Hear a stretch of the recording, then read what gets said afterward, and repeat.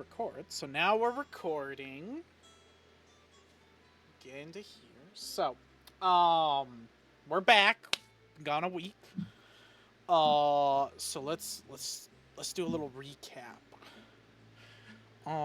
Okay, I'm only gonna recap the last act, when Graham died and forward. Because it's been a week. So, Graham's dead. Fucking ate it. Killed a brain with him. Took him out. And y'all secured Cayenne and saved it. But in doing so, learned that massive man-made constructed elder brains had been dispersed all across Aldeon to the different continents. You met up with Acererak, who is the Arch-Lich Immortal Emperor, blah blah blah blah blah, massive title fucking dude. That I pissed myself off more naming it because Graham's dead, so I'm the only one that has to do it now. But you guys met up with him. He basically was like, hey, I killed a brain, you killed a brain, together we can kill more brains, so let's work together. And he offered to help you guys find more runic items, which are these items from the gods. He told you about two of them. One was in the Underdark below the Wastelands of Girth. The second one is in where you guys were with Acererak, in the Swamps of Fontaine, in a little city known as Plymouth, spelled really intricately funky.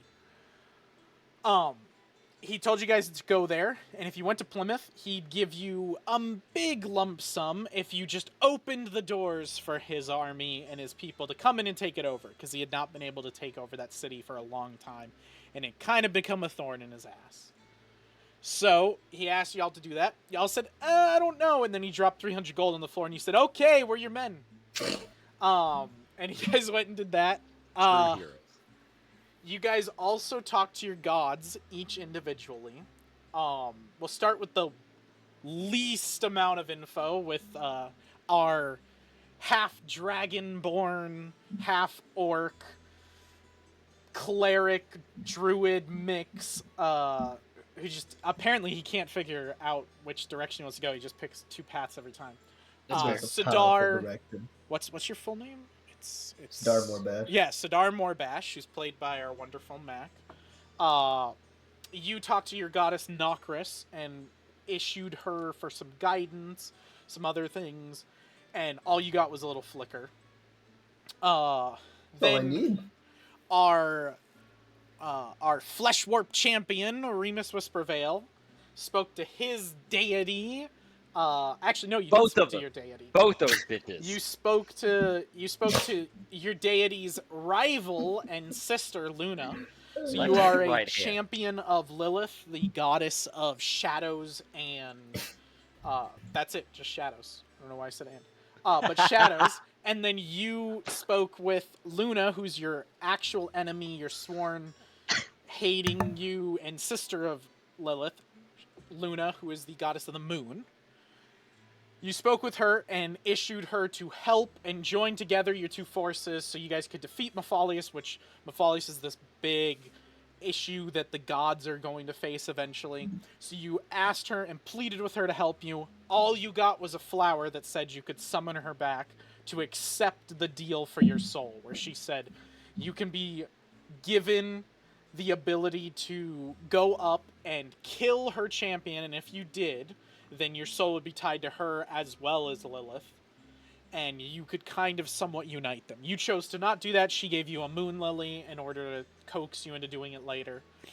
And then our biggest one, our Kisune summoner, Toman Cayenne, who is current emperor of Cayenne.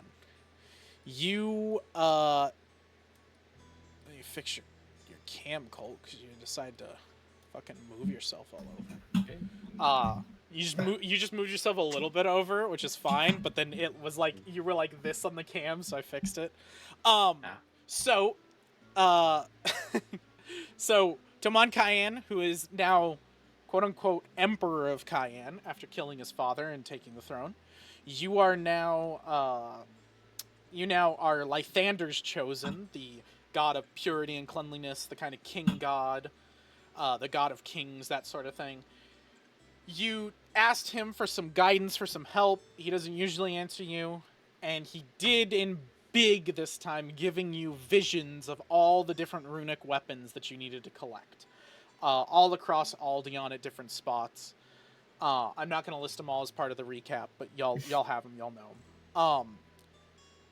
And you guys ended with you going to Plymouth, not following what I thought y'all were going to do at all, and descending down on dragonbacks, claiming you were Emperor Toman Cayenne of Cayenne, and needed to speak with the queen right away. And I had a better mind about me to throw you out of the palace immediately, but I like to reward y'all. So I let y'all into the palace. You talked to Cassandra Vile Nos, who is the queen of Plymouth, and you issued her to help you to get these runic weapons, to work with her. You thought some arrangement could come out, and she offered to speak with you if you were only citizens of her nation. And you said yes, and you each had a spell cast on you that two of you resisted, Toman and Sudar. But Remus failed, and Remus quickly descended into a red panda. Hell yeah. Oh, excuse me. And you became a red panda person. I've never been more excited. And you were under her control, and she issued you to attack your friends, and we ended on that note. Yeah. So, with that being the beginning, I will take y'all to a map, because I've made a new palace map so we don't lag the fuck out during this combat. Yay. And if any of you strike a red panda, I want you to know you're a bad person on the inside and out. Just a full strike panda. You can kill the alligator people and all that other stuff, but the red panda, that's a mean fucking move to hit a red panda. But you're the red panda. So to be fair, he is a red panda person. True. I do have his model as a different model. It is a trash panda, not a red panda. No. I couldn't get you a red panda, and I don't have a red panda person. So you're just considered a trash panda for right now. But you are your full self. You have your full strength, all of your abilities, and everything. Oh my god. Just a fucking... But yeah, let's start this session off by rolling some initiative, baby. Grr. Right into combat. Grr. Get your fucking put your guy back. All right. Fucking trash panda. Come on, dude. It's a trash panda. Also, so that you know, Ryan, your trash panda is a form, and you can turn your character back into your regular character if you wanted to. I just if you right-click on your character, you should be able to here. Oh, you're talking. I was like, yeah. Wait, if you right-click on your character, there's a morph, is what it says, like a little person icon, and if you look at that, you should be able to switch yourself. Yeah. Got it. Yep. So whenever you switch back, you should be able to do that. Can't do. So I need Ryan. I need you to go ahead and roll me initiative for you and for Rathany. Oh, that's right. Because he is now a familiar and a combatant with you. He's a rat. He's got the stats of a rat. When he dies, he goes straight back into your tattoo. Oh, okay. I was about to I don't even remember him being out. What am I doing? That's a 12. Correct? This yes. Y'all are on that one. And boom. Boom.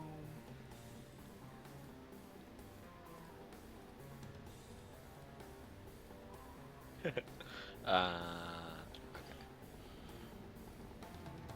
I don't have. Does Ranthony have stats? I don't. No, he's just got a rat stats. Here, I'll send them to you. Okay. It's a basic ass rat. Yeah, I didn't know if there's if he has what her perception is for basic rat. He's considered a giant rat because they don't have stats for a actual rat. Oh, for a legitimate rat, gotcha. But I will send them. Big enough to be considered large. There they are. There's your giant rat stats. I just DM'd you them. Giant rat stats. Okay, so she gets to go first. So Copy she's link. gonna roll hers. Oh, natural 20 for Cassandra. That's not She's good. going fucking first. Let's go, baby. Ah. Okay, so the Acrobatics. bunny will go next. Stealth. The fuck is their perception? Do they even have perception? Oh, +5. I'm dumb. Got it. Do you have my thing? So when I I can reroll another dice. Sorry. Jesus. Okay, so Sadar, what'd you get? 33. Okay, 33. Taman, what'd you get? 21. Ooh, 21. Nice. Okay. Remus, what'd you get? 22. Okay, 22. And then Rathany, what did he get? 24. Oh, shit. 24. Damn, so you guys before you. Damn. He got a 19. And then his perception is +5. So then Jesus. that one will go. That is. So I don't know what he's gonna do though. It doesn't seem like he does a lot of damage. He literally 1d6 +1. Ah, he'll be useful. Oh, plus putrid plague with the disease, the sickened and unconscious. Oh Jesus. Putrid plague is fucking annoying though. Mm-hmm. He do have that. A wee bit. That is highly annoying. Holy shit. Well, those are a lot of secret rolls. I don't like that. I think I have a neat spell that can work here. What did you get, Taman? You got 21, correct? Yep. Okay. And that is the order. It's because I have to roll initiative for everybody. Ah. Because they're all different characters. They got different stats. Got you. Still don't like it. So she will go first. So let's go. So He forfeits your turn. she goes first.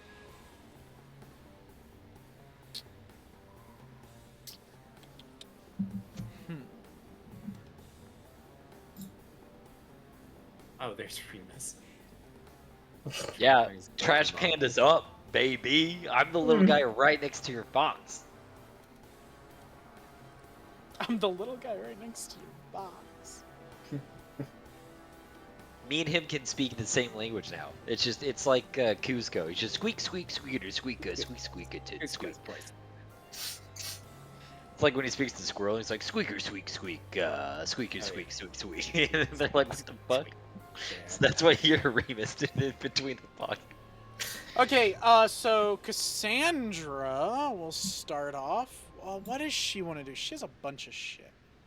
Oh, she doesn't. It's never good Has nothing. when he takes 5 minutes to go, what do I want to do here? Yeah, To yeah. read everything on the sheet. Next, he'll just be like, Doom to all. That sounds cool. That sounds So like she'll a sick she'll use 2 actions to Oh, use, quite funnily, the spell Doom to all. No, I'm just. No. Can you imagine? No, she'll use 2 actions that she will command her thrall, and her thrall is Remus. And Remus, you get to move, your maximum movement, and take a swing at something. Take an attack. Oh, Jesus. And you are feel free to do anything you want, whatever Remus. So as far as Remus is concerned, she is your queen. You love her. You cherish her. Cassandra is your god, your queen, your emperor. And these 2/3 with Ginray are evil usurpers. Oh, yeah. Yeah, yeah. Would he be like in melee range of Gunray currently? Yeah. He could just Okay. punch Ginray if he wants. He's gonna hit the red panda. Well, so I'm gonna be. To be fair, I think out of everything, he would target Sidar. He already yeah. fucking hates him. Yeah. There's already Yeah. a burning hate there, and then he's. So I think that's the most likely choice he would. So I'll Out of move it. you over. your frustration, little panda. Technically, Squeaky, Gunray squeak, now has squeak, just a fucking opportunity- rip. What? So Ginray has opportunity attacks now. If Ginray wants to use his reaction, well, that would be your guys' shared reaction. Get my ass! If you guys want to use your reaction, you can smack the red panda as he kind of like, he's not zombified, but he's kind of just in a trance of like, yes, my queen, and like walks towards Sidar. Hey, He's more like a tier 3 Pokimane sub. Bring out the dead. So I think I would allow, considering with the idea of like knock him out of his thing. So Oh no, kill me. If I'm a tier 3 Pokemon sub, just kill me. Just fucking just put me out right here, right now. Pick your best attack that's got the most damage and just listen, I'm with Ryan. load her. If I'm ever a tier 3 Pokimane sub, end my life. Dude, take me out. Oh, please. damn! Okay, that's gonna I'll fucking buy hit your him. $22 cookies, my queen. I don't think it fits Lacey's super high, but I think that's plus at least a 30.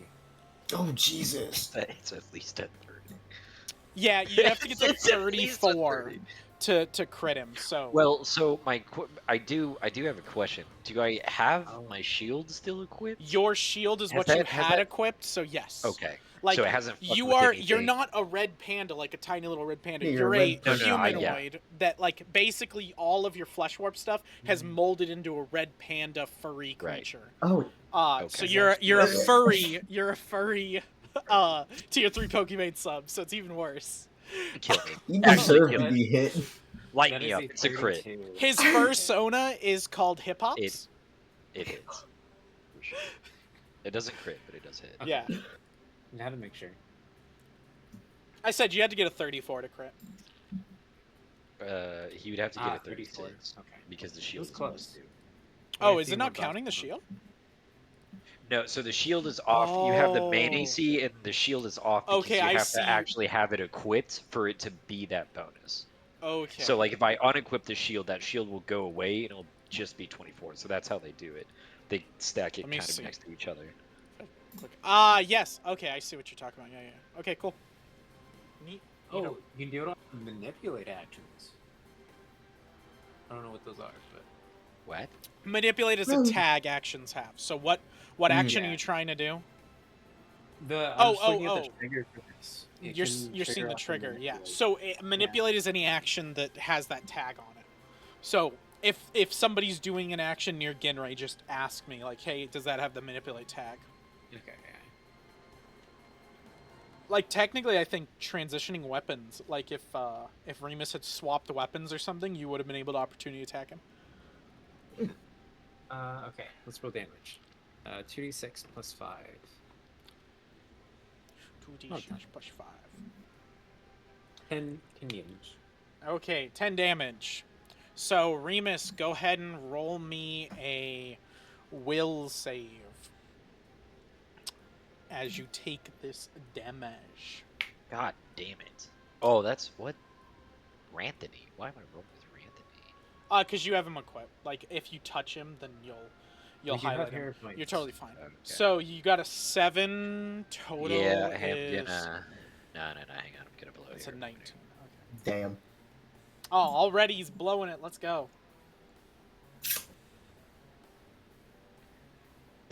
23. Yeah. 23. that is Okay. good. Let me look at Fucking... her thing. I'm guessing it's like 25. Come on, yeah, you red I panda. think it was. No, because you took damage, it augments it. Oh. Where is it? Ah, here we go. Yeah, where is her?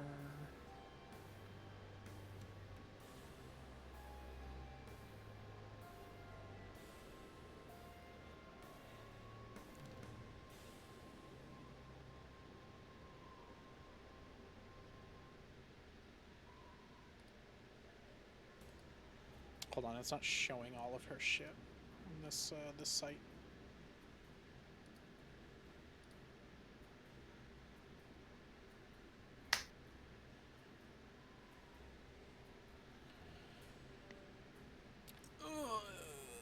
Okay.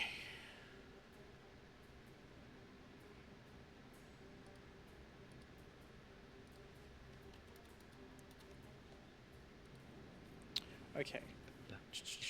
So you rolled a what again? Give it to me again. 3. Okay, 3. 23. Okay, 23. So you will, you pass. So you're still gonna finish out the strike, but when you're done with the strike, you come to terms with it, and you are no longer under her thrallage. You're still a red panda, but not under her thrallage. All right, Oh, kill him. fuck Kill him with one yeah. strike. You're conscious during the strike hitting Sidar. You're like, I'm okay with this. Wow. Just I'm gonna follow keep through. going. I don't want to stop. I was under control. I had no I no could. control over this. So that'll be 23. A 23? That 23 will miss. Yeah. Because Sidar is a Roll. 24 plus 2 for your shield. So Rolling low So today. Sidar just brings up the shield and says something probably mildly racist. Graham was better than you, pink. But he blocks it, Sidar blocks it, and then as your Very sword good. comes down, you kind of come terms with what happened, and you understand that what you thought in the moments leading up to that was genuinely your thoughts. It wasn't something forced upon you. But as you come through it, you're like, wait. What the fuck? Why would I attack these people? What's going on? And you're kind of coming out of it. It's a little hazy for you. Okay. You are still going to be reduced by 1 action on your turn as an effect of the spell when you come out of it due to that. And then she has 1 more action. Oh, God. Wait, reduce. So I can only take 1 action? Is 2. that on my turn? No, you have 3 actions. You're reduced by 1, so you're at 2. Okay, got it. Heard. What is she? Oh, I need to take the damage. Shit, I didn't do that. My bad. Ace 10. 90. Yep. Ooh, what about 900. Nope. 900 piercing That's damage. 2. All right, wrap it up. Actually, she'll probably just move. Missed that I She's hear. gonna move backwards, so this is like Coward. 10, and then so she's gonna move like behind the chair. She's gonna hide behind her chair. Yeah. Wow, coward. And as she kind of like slinks back there, she'll be like, my minions, deal with them for me. Sidar. So there are next to you, there are 2 what look like kind of like thug fighter boys, a bear one and a wolf man. And then in front of you is a fox archer, and then a bunny that looks like kind of a court jester. And then a fish that looks like a mage. Cool. So Before you these pick are your just target, these are just normal people. So you can understand because Yeah. you saw Remus kind of come out of it. All of these people are probably under her spell, but you're not 100% sure how to get them out. If you'd like to spend an action to kind of examine one of them, then I'll let you. But other than that, just start ripping them. Remember, none of them are God touch, so fuck them anyway. Is one of them a rat? See, this is the thing. You're getting me back in my mentality too now. Let's see a rat one. I know, Sidar. I was there. The bunny is close enough. I was there when he was written. Okay, so I think what I'm gonna do. Don't cite that to me, witch. Don't witch that to me, sight. I think what I'm gonna do is I'm going to use 2 of my actions. Oh, that is not that far. If you're Sucks to have a shield, doesn't it? if you're trying to get in melee range, my plan was to make a wall of thorns here and just cut off a bunch of them. Well, before she hid, I was just gonna heat metal the staff out of her hand, but she's hiding now, so I was gonna try and get close. My plan is to throw a trash panda bomb over the chair to her, and then blow her out of the chair.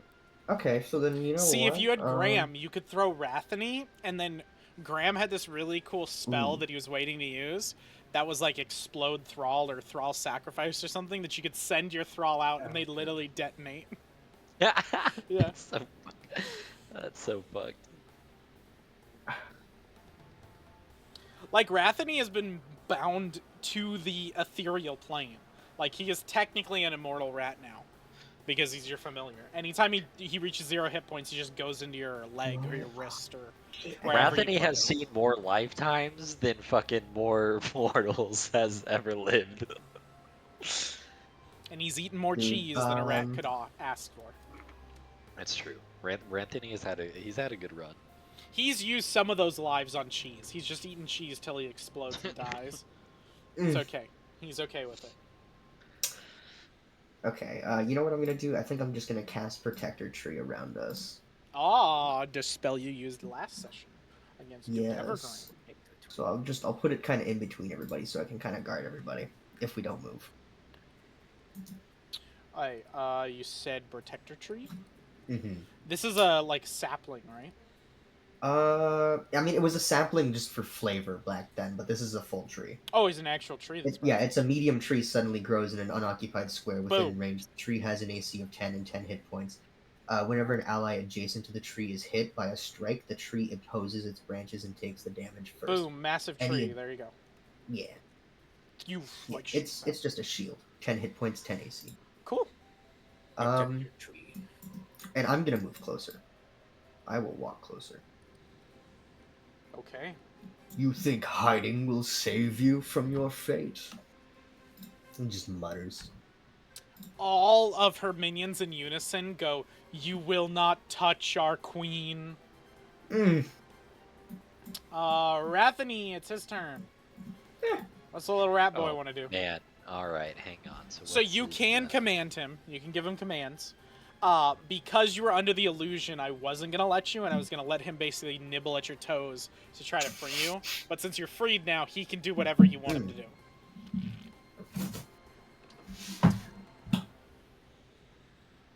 Okay. Y'all are starting to Pokemon this shit. All you need is Colt to bring his dog I summon now. Dire Wolf. Yeah. Dire Wolf, go!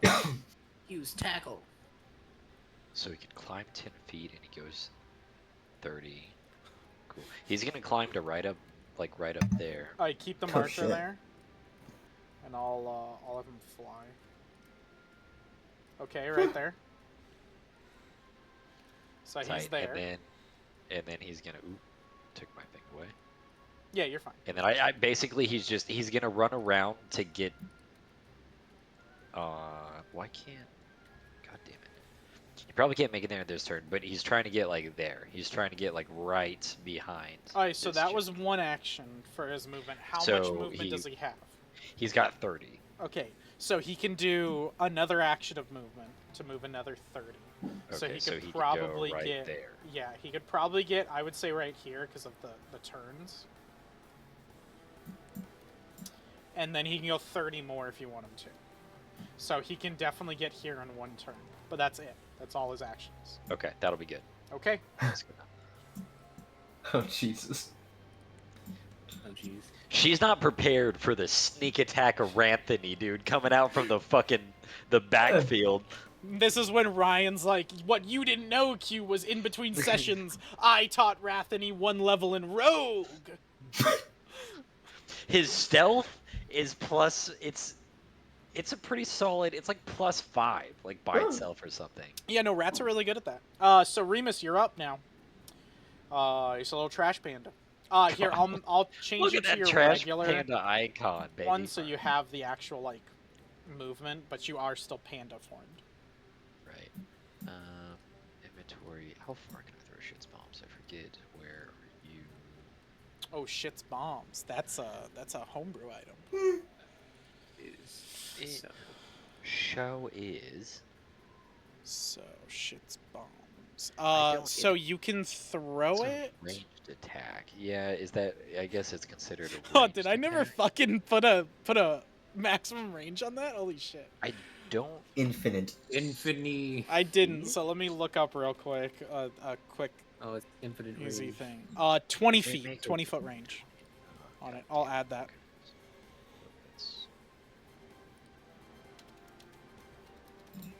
There you go. 20 foot. 20. Yeah, you can huck it 20 feet. So that's... There's 20 of them? So Jimmy's mom! That's just the voice that it sounded like you used. That's what it was supposed to be. Fuck! So doesn't remember, AoE though. you could throw it could- at the yeah. bunny, and then it could miss and plunk over towards her. Destroy the chair. Yeah, but the reason why I wanted to throw it here is because it would, even if I did miss, it's gonna bounce back into her no matter what. Like, there's nowhere else for it to go. It'll You're gonna bounce. kill But Rathamny? he's on That's the a wall. I'm sacrifice, gonna is really kill Yeah, her. that's fair. He's fine. But I can't do that. Alright, hang on. Rethinking what I'm gonna do then. Recalculating. Like, if Rathany dies, he just goes into Remus anyway. Oh, I so know. it's not that bad. I know. Sidar would like it either way. Yeah, that's probably terrifying for Sidar. There's just an infinitely alive rat. After you said the plague thing too, I was like, oh man, Sidar. Oh yeah, the rat needs to do the plague thing on her. Yeah. I'm just... God damn it. I'll just sit there, and then I'm gonna activate my tattoo of invoking light. It's a 2 action. Never mind, I'm not moving. I'm just gonna go back here and activate my tattoo of light. Okay. Remus is done. Come on, your turn. I would like to. So create- remember, there's a protector tree right here. So if y'all leave the protector tree, it doesn't protect you anymore. Right. Yeah. And then at the that's the end of my turn, correct? Yes. So I roll my cool. Then I'm gonna roll my thing. I'm gonna get 4 health back. You get 4 health back for existing. 1d4 tattoo of light. Yeah. For Oh, like that's 5 his- rounds. Oh right, that's what it does. It continually, yeah. That's so I'm his just gonna tattoo. reroll myself. Okay. So, I Okay. would like to create a wall of thorns Whoa. in this place. I can read this out if you need me to. Best I can do is wall of fire. Honestly, I'd take it. Yeah. It's No, fucking... so I'm gonna put fire there, but it's gonna be the thorns that you're doing. Yeah. Oh, okay. I thought you were talking like the spell. I thought you were like best I could use Oh wall of wait, fire. actually, It's like, wait, huh? hold on. Might be able to get it. Hold on. And all creatures have cover on the opposite side of it. That's how it Well, works. that's unfortunate. On the so she gets cover. If we were to attack her from this side, but if she attacks us from this side, we have cover. Oh, so just Yeah. basically both sides get cover. It's a Yeah, my idea is massive- to cut off those 3 and we can kill the 3 around us first. Okay. I'm gonna kill Wall them. Okay. of. Okay, Well, I guess. knock out, whatever. I guess we're just whatever gonna floats murder your the boat. townsfolk. No, it's all right. No, It's fine. We'll just we fucking can knock murder them the out. Okay, townsfolk. I said kill. They're kind of interchangeable. Kill, knock out. Kill those Alright, strong words. do you does the wall of thorns have a certain amount of time it's on the board for? 1 minute. Okay. Hmm. So then let me bop. So until your Basically turn all- again, pretty much, right? So oh wait, 1 minute. Yeah, 1 minute. It's just the brother. 1 minute's like 10 rounds. It's gonna be there for fucking forever. Oh, okay. I said basically all of Yeah, them. you're right. Yeah. Okay, so that goes up. That goes up how high? So 10 feet high, and it's 5 foot thick. Okay, so it's about like. So it's the full. Oh Jesus Christ! Yeah, I was like, cut them Yeah, off. that's some cover actually. All right. Yeah. Just Sidar peeks over the like wall of thorns. Try hitting me now, to the like little queen person there. My plan was just to be badass and walk through it anyways. And each 5 by 5 foot section has its own like AC. Takes 15 damage, walks through the thing anyways, just to Just be walk there with the through it metal thing. immediately. I was expecting a little rose bush that kind of pricks me. This is a different thing now.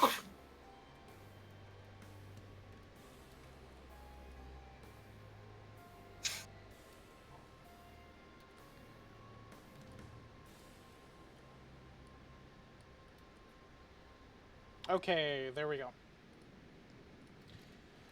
So basically everything behind has cover, you said, and everything that they shoot at, y'all have cover.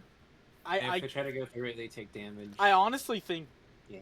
Does it block line of sight? How? Let me see. I don't know. I don't know how that works. Spells. It just says, it is. You said wall of thorns. Yes. Create a 5-foot thick wall of brambles and thorns in a straight line up to 60 feet long. You must create a wall in an unbroken open space. Edges.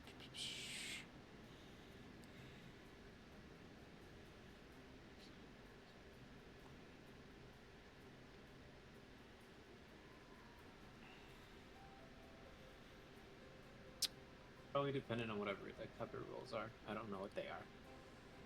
Yeah, I think cover conceals, so I don't think they have line of sight. I think y'all don't have line of sight to them, they don't have line of sight to y'all. Oh, shit. Okay, is that it for you, Timon? Yeah, that's a 3-action spell. That's what I thought, yeah. Hey, the archer will go. What's this archer gonna do? Shoot himself.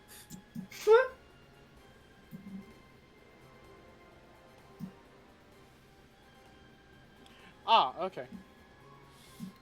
So the fox is going to just turn at Sidar and shoot Sidar an arrow. So she's gonna steady aim first, which gives her +1 circumstance bonus, and you're not concealed or undercover or anything, so that doesn't matter.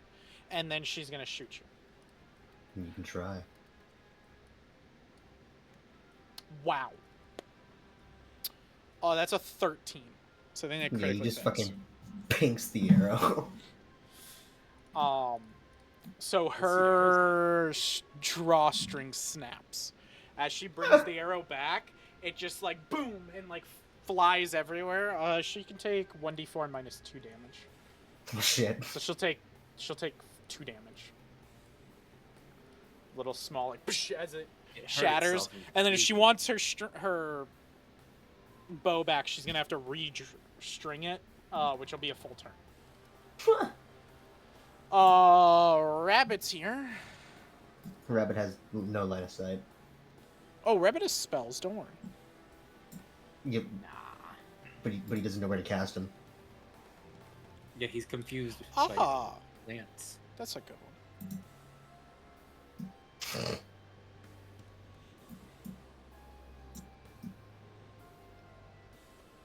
That's not bad. Counterspell, no. Okay. Whoa, so true. Counterspell. So he doesn't need it for this. Sweet. Me too. Let me also look up cover real quick. So Wall of Thorns gives what type of cover?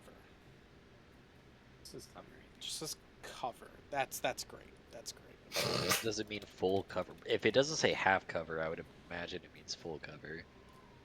I mean, a Wall of Thorns can be thick enough. Let me look real quick. It's a 5-foot thick. Thorns be fucking thick. Alright, so it's lesser, standard, or greater cover. I'm assuming it's standard. So standard means you can hide behind it. So y'all could hide and stealth behind it so they couldn't see you. So they can technically still see you.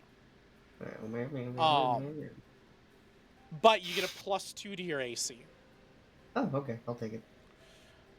So then yeah, the bunny is gonna do what it thought it was gonna do. Cool. So Bunny's gonna spend all 3 actions channeling this magical energy. Actually, the bunny uses a lute and starts like strumming the lute, which channels this magical energy. And then from the lute, at like the crescendo, they string it, and all of a sudden, is it how many? Hold on.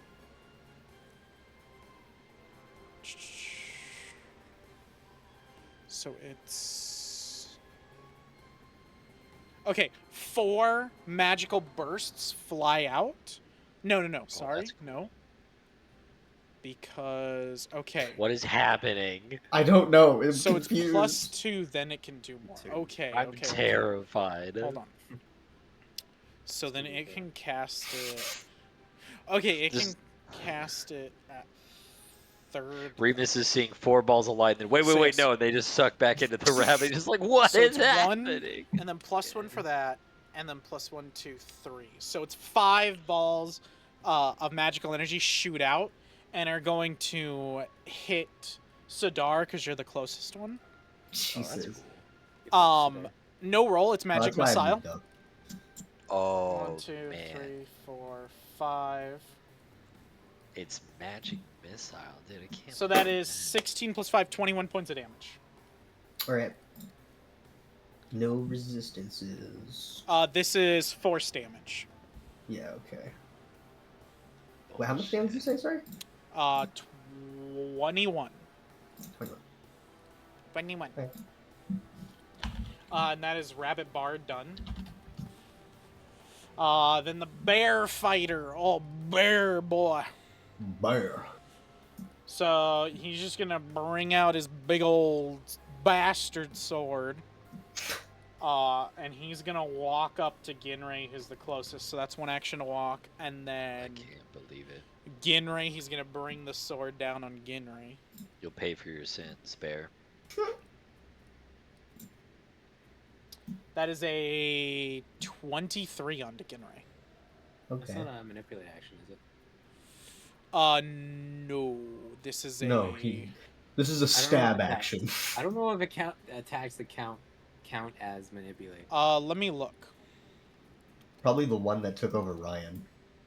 Probably. Like when she changed him into the red panda. Like, let me look at, like, Remus, a bastard sword. So, like, action. Yeah. Yeah, no. It does not, that is not a manipulate action. What'd you say was the, what do you roll? 20 something, give me a second. It's okay, the tree will take most of it. Probably. He rolled a 23. So I will use Warding Tattoo. This is on Ginray. Warding Tattoo not apply. I don't think it applies to Ginray because the warding tattoo's on you. But we're like the same person. Well, you are the same person, but you're split stats-wise. Yeah. Ginray has to get a soul tattoo, man. Like how that got I guess back. it hits then if I can't. But we're like the same person. Pathfinder 2E.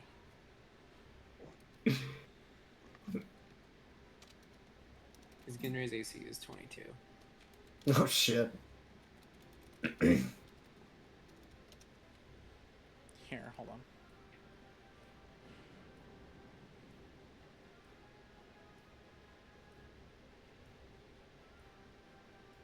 Yes. So tattoos like the tattoo that Ryan has for Rathany doesn't work on Eidolons because Eidolons are different.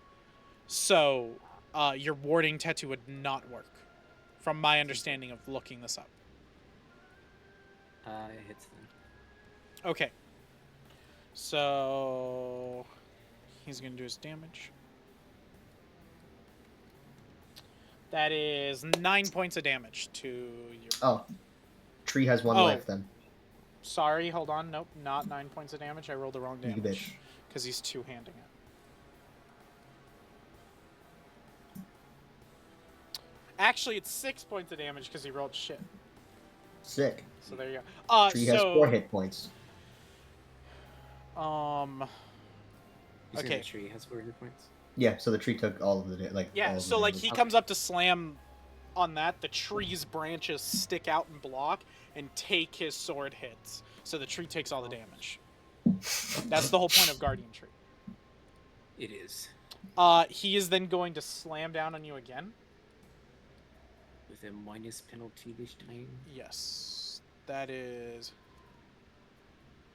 23 again. What the fuck? Damn, consistent rolls. He rolled better than last time. I'm cool. So No, I wish I took the AC thing. he'll do the damage The AC to the of the tree's tree. 10. So again, 6 damage to the tree. So the tree takes the 4, and then you take the majority. Okay. How So much you was take it? 2 points of slashing damage. And the tree broke. Tree dead. Tree. No Dead. tree, I will remember you. Tree's actually pretty fucking good. Yeah, it Tree is. is very good. How many actions is it? 2. And then I moved. There you go. Tree's dead. Yay. I mean, what? Okay, that's him. Now it's Mage Boy's turn. Ooh, that's a cool spell. That's a fun spell. I swear to God, if my wall does nothing. Yeah, let's do that one. Yeah, I don't know what the point of the wall was. I thought it would help. No, you're So good. We he can figured it out. spawn at 30 feet. Hey, yo, the wall. So let's He hits look for himself. this real quick. He can't see past the wall. Hey, yo, the wall. All in all, it's just Another hole in the wall. Pink Floyd busts through the fucking immediate, just a bard. He just feels. Rabbit whips out the loot again. You called. It breaks his whole thing. He stops becoming a rat. I'm a real boy. He starts playing like it's on his flute. Cause the real power's the music we share. The real power is the music and friendship we earned along the way. Captain Planet. We'll defeat Mathalius with Imagine Dragons radioactive. Okay, so he can put this 30 Defeat feet him from him. together. Oh, sweet. Yeah. Okay, so you can just plop it down right there. Boom. So this is Oh, a I'm so flaming happy this wall sphere. does nothing. Oh, I don't think he can. The mini's not that because I can't find a flaming sphere, but I did find this one. So I'm gonna rename it. What happens if I disagree with that spell? What's can that just be mine now? If you wanted to counterspell, if y'all could do that, then that's fine. Hang on. So it's a sustained spell, so he has to concentrate on it.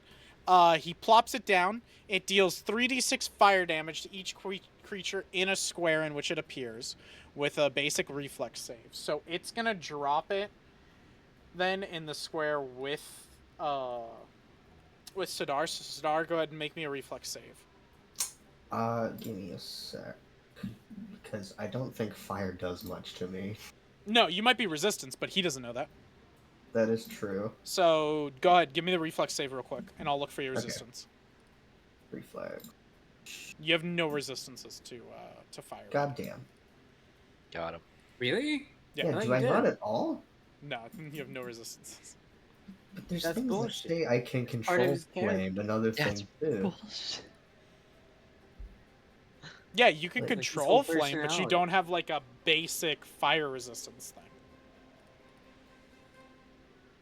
I wonder if that was probably a different feat I didn't pick. Probably. That's probably what it is. So that's gonna be a failure. So you're Yeah, gonna take. I'm gonna use a hero point on that, Okay. by the way. I forgot to say that, I was too distracted. There we go. Just start blowing through him, boys. Yes, sir. Ba-ba-ba. Well, that's worse. Oh. Do you want a hero point? I'll give you a hero point. No, we used the 4, I believe. Yeah, Did you not? can pick and use Oh, the that's 4. true. I'm nice. Yeah, So it's that 4 still plus fails. 12. So that's gonna be full damage, baby. Alright. So much? that is gonna be Okay, I was kidding when I said it wanted 3d6 to die, by the way. fire. That was mind controller. I don't actually say death. Ooh, not It's great. too late, you 9 already points of rolled it. fire damage to you. That's about average. 9? That's not that bad. Out of Yeah. 36. So 9 points of fire damage. That's his spell. How much? That's 2. So he still has another thing he can do. I'm officially bloodied, by the way. Oh no. Really? That's not that bad, yeah. Oh, you know what? As his other action, he's gonna command the sphere, and it's gonna sit right on top of the wall of thorns and start burning it. It has a 10. What is it? Resistance or whatever. I doubt it has resistance to fire. It's just like general resistance, I think. There's no way it has resistance to everything. says harness 10. I think that's... No, okay, so... It's immune to critical hits, precision damage, a short section can be moved for 3... Yeah. Okay. Yeah, so he's just gonna sit it right over here. So it can destroy like a 5-foot section of it. So what I understand from that is that because he moves it, when the which I'll add it to the turn order with the fish mage. So before fish mage goes, so when the flaming sphere, when his turn comes up, wherever the flaming sphere is, somebody has to make a saving throw, and because the wall is a wall and it doesn't move, it can't reflex save out of it, so it just takes full damage. Yeah, it makes sense. So Wolf Fighter, he's gonna run at Remus and smack you, Remus. That's fair. You're closest to him. That's understandable. Fair. I understand. I would too. I would too. Just kidding. I'm a red panda. He's an asshole. We talked about this. Oh, you know what? He's a red panda. Let's do a 50-50. What? Okay, he doesn't go for you. He's going for Tomo. What the fuck? Why'd you say something? Because you are a red panda, so he's a little confused. Tune into your I was kidding. I'm sorry. That's only a 16 though, Tomon, so you're fine. Yeah, it does not hit. So the 16 misses. He's gonna try to stab you again. That's a natural 1.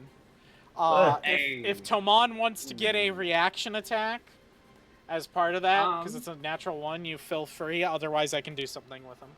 Beat him. I mean, my fist ain't bad, but my fist ain't bad. Literally just clock him the jaw. I'll just let you do that. Okay. So he kind of comes up. He like looks at Remus, looks at Tomon, is like looking around like which one? And then he swipes at Tomon and misses, and Tomon just kind of moves out of the way, and he goes, huh.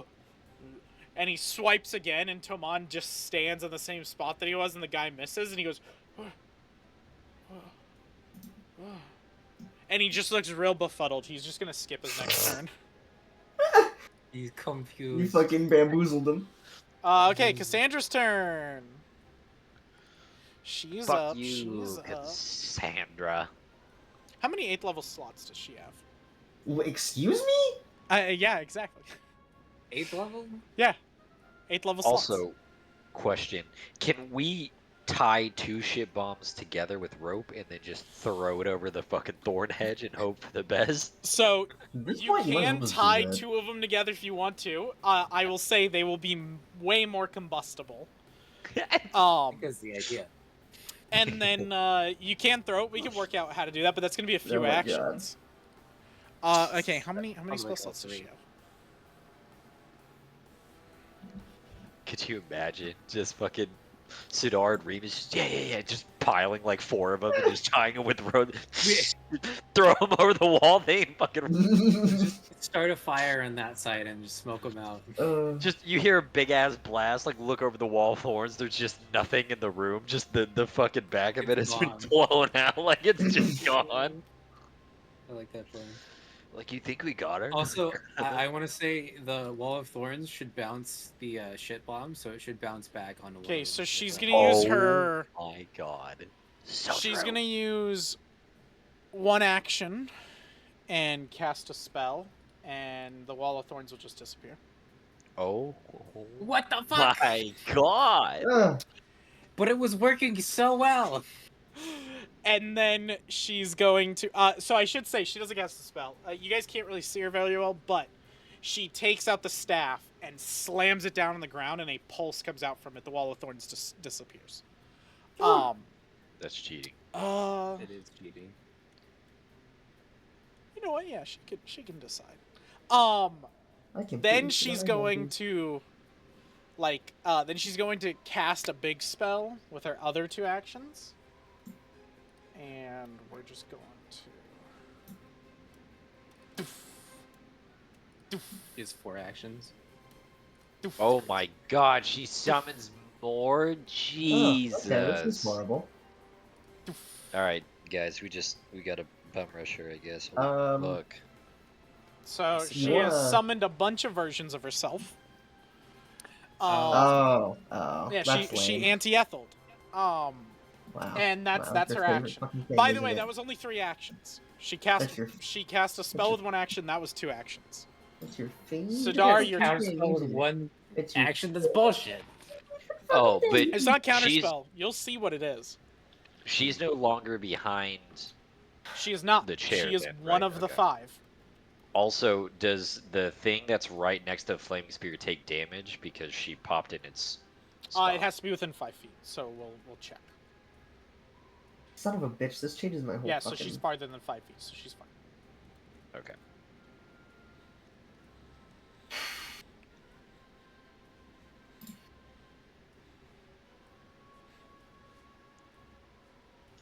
Well, just like anti-Ethel, boys, do Ray of Fire, hit 3 minions with 1 Oh, thing. I think actually Sidar has that spell. What spell? The Scorching Ray. I do have that Yeah. spell. Oh, we have 2 of those. That one. Wait, do you? Alright. Are you sure? I Change- don't think you do. I do. It's my domain spell. It's in Oh, a it's a different page. focus spell. It's Fire Ray. Okay. Yeah. Yeah. It's the same thing, pretty much. Yeah, it is. Which I am actually going to use, now that you say that. So what's with your domain spells? Oh, you can cast at 3rd level, it says.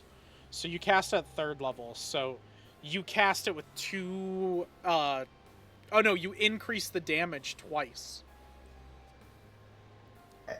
Okay. So Fire Ray it's not what you're thinking. It's not Scorching Ray. Fire Ray is you deal massive damage to one target. Big thing. Yes. Oh. But because you cast at 3rd level, it's 6d6 fire damage. Oh shit. Okay, this is a little different than what I thought it was gonna be. That's why you read your spells. Yeah. Well, I misinterpreted it. Yeah, that's fine. You just pick one target and you do a fuck ton of damage to him. Yeah, I know. I might do something else now then because I thought that was gonna target more. Yeah, you're fine. You can go one of the mages. What I was gonna do is I was gonna use my necklace of fireballs. That is true. You can pop a fireball necklace. Fireball. There's a great target in front of you. Yeah, this is one action effect. You detach a sphere from the necklace, causing it to glow with orange light after you activate the sphere. If you or anyone else hurls it, interact reaction. Oh, I can give it to people. It detonates as a fireball. Where it lands, it causes.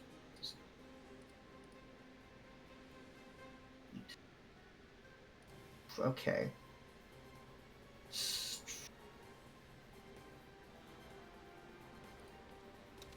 The range for this then 70 feet. You can also place the center of the fireball anywhere within 70 feet at the GM's discretion. Okay. Alright, so I gave your fireball, if you reload your page, I gave it health of 8. That's just going to be your charges, essentially. So you can drop that down a charge to 7. And then you can huck it. So this is a normal fireball, if I remember. Oh no, each one gets less and less damage, if I remember. Yes, yes. So it does, Oh yeah, 66, 46, 46. Yeah, so there's 3 of them. That's what it is. Okay, so it doesn't have 8. It is 3. I was looking at the wrong thing. Okay. So let me fix that again. So 3. Oop.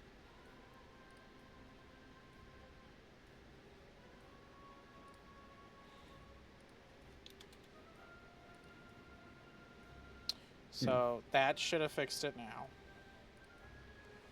Again. As 3, and then 2, you're going to use 2. So you can use the 66 or the 46. Up to you. Probably 46. Okay. So 46, and then fireball and then is you throw it anywhere in 70 feet. It does the fireball, which that is area. A 20-foot burst area. So if I go right there. Oh, fuck. Yeah, you could throw it backwards, like throw it here, and then, like this. Well, that's you can get 20 the feet. archer too, probably. Yeah, that might be the best idea. Yeah, right there. That's a good one. Yeah, there. So kind of at the I rabbit, see. Yeah, I guess. You can hit everybody there. That's fine. So you're gonna hit everybody there. Boom. So you throw it. That's 46. You said. Mm-hmm. Wait, does that hit Rathanu? Yes. Oh. Yeah, he does not care. So I'm gonna Yeah, you need. can be signed up for it. I'm gonna need Rathany to go ahead and make me a reflex save.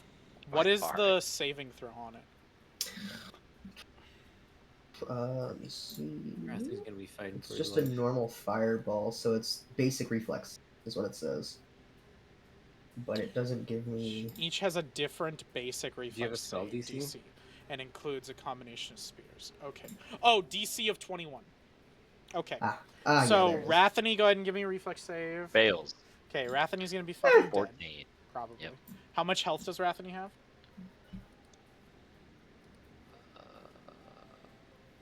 That's a fantastic question. Where the fuck is? Great question. He's incinerated, let's be honest. No, he might live. DC 13. He might live through 4d6? He might.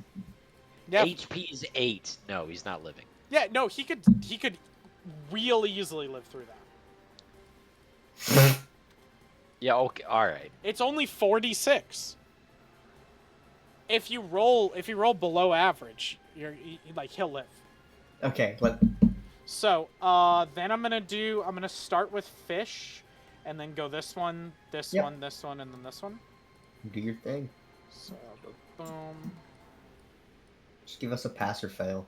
That's what I'm gonna do. Oh, okay. I thought you'd go.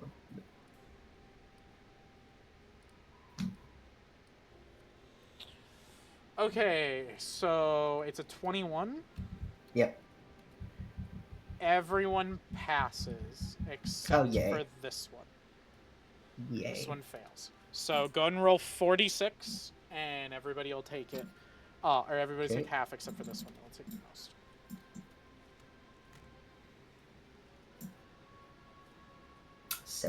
Rathany's out. Okay. So Rathany's dead. Boom. There you go. You lived This a life. one's gonna take half, so 8. This one takes 8. This one takes 8. This one takes 8. And both of these ones disappear with a and a as they do it.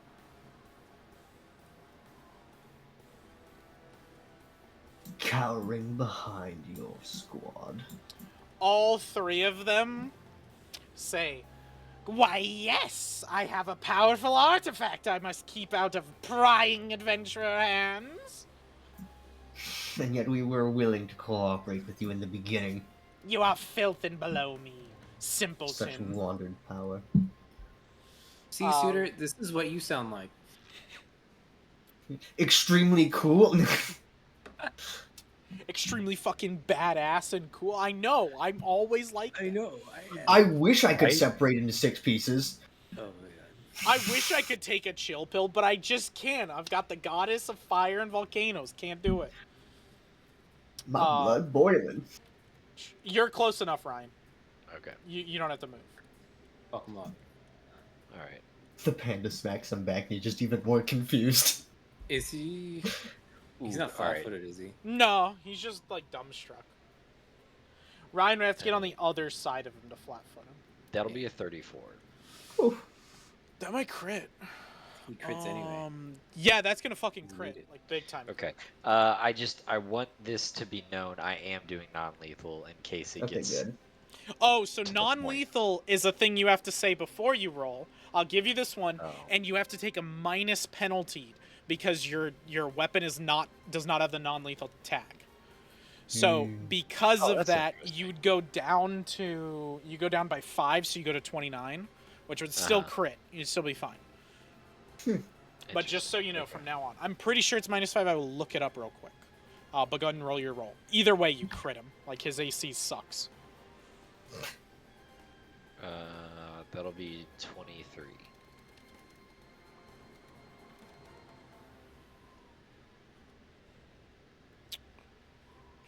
What's the fucking... What? 23 damage, you said? Yes. Okay. You have him take that, and then you can go with your next action. Okay. So... Then it's non-lethal again, which means it's a -5. right? I'm looking. -2. Okay. That's what it is. Oh. So you Okay. take a -2 plus whatever your like technically you're getting -5 already, so -7 Right. total. Oh, excuse me. Well, that's not happening. Wait, What is did I it? just say What's the I ended total? my turn? It's like an 11. It's You 12. threw a fireball, and I asked if Which you were is only done. 2 actions. I Sorry, asked if you were done. apparently I didn't hear that. Anyway. We'll come back to you in a second. It's fine. All I wanted to do is what's the move. total, Ryan? It doesn't hit 12. 12 will miss. Yeah. Yeah. Third action. Are you gonna go again? Are you going to tempt fate? What's the worst that could happen? I am. It's a fucking attack though, which means I'm gonna disarm. I'm gonna try to disarm him. Okay. Oh. So that's all thing. What is that again? It's athletics versus his reflex DC. Yes, but I think that's a attack action, so I think It is. does. It's -10, right? So yes, it's -10. You're rolling athletics check against his reflex DC. Right. So go ahead and roll that up with -10. And then his reflex DC is what? Fuck. It'll Okay. be 13. That is gonna miss. Yeah. Okay. Not critically though, so you're good. You're good on that right now. Okay, so yeah, you come in, you get a good strike in the back of him as he's kind of dumbfounded here. You slash him right across the back, and he goes, ah, oh, oh, and then he looks at you with ferocity, his fangs bearing down, the foam building in his mouth, and then you bring your sword down. Now he's zoned in on you. Now he brings up his shield, he's blocking stuff.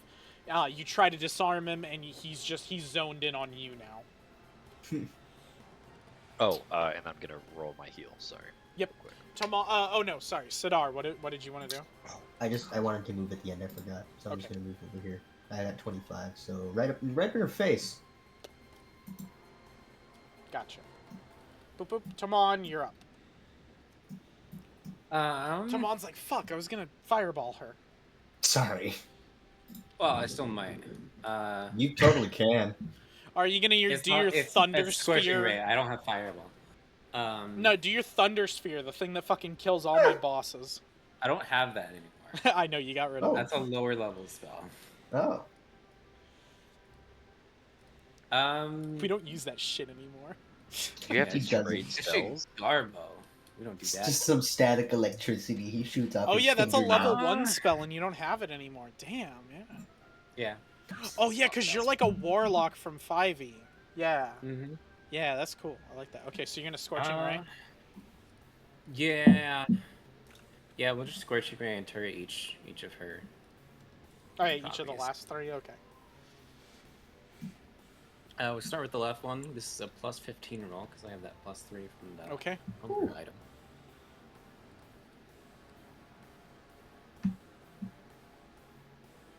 I'm going to re-roll that. Right on. With a hero point, I'm assuming. No, with 5 out of the 5 re-rolls I get. You don't have that. Oh no, you do. Yeah, I never do. mind. I'm at a 3 out of 5 now, so I used one last session. That is true. Yes.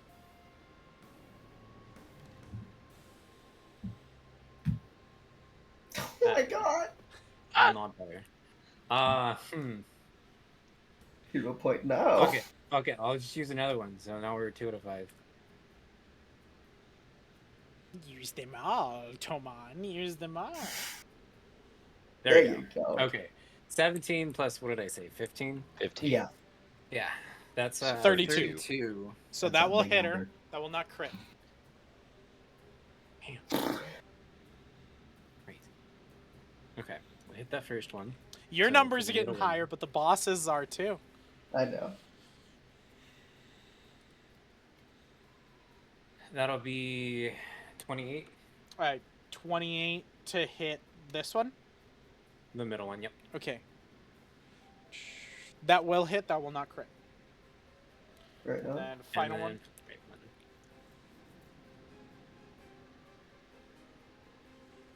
That'll be 27.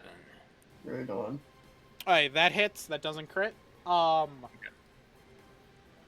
So go ahead and only roll one set of damage for me, just to make it easy for you. So I figure it doesn't matter for 2 of them. Yeah, 2 of them are phonies. 12 fire damage. 12. Does she have resistance? Does she have resistance? Ooh, okay, cool. She does have resistance, but not to that. So she'll take it. And Sadar, you're the next contestant on the Price is Right, because you got it right. Fuck yeah. Let's go, baby. So it's you. So the other ones disappear again with, like, your shot goes through them, and they take the hit, and then they, like, fade out, and you hear the, like, ha ha ha, as it does. This one you hit, and she's like, tis only a flesh wound. I will deal with you later. Your flesh wound will be larger when we're finished. Sounded mighty sexual there, jeez. Take it however you want. Gonna stretch He's that. just like out, staring at her. I'm assuming that was the 3-action one, correct? It is. Yeah, okay. Yes. So then Fox Archer's gonna go. So She's restraining she's her gonna bow. take her. Does she want to? Well, that's what she's doing with the bow. If that's what she's doing. Yeah. Oh yeah, that's true. She could She have another drop string? the bow and go fuck it and go ballin'. Can. You can try. Yeah, fuck it, we ball. She's gonna go in with a short sword. Oh. She grabs up 2 short swords and swings at Ginray with them. Ooh. Regular leg loss. I'll wait until after, but I want to bring something up quickly. That is a 12 and a 16. The 12 is a critical failure. Yep. I believe. And the 16? This is miss. Okay. So, she'll miss with one sword.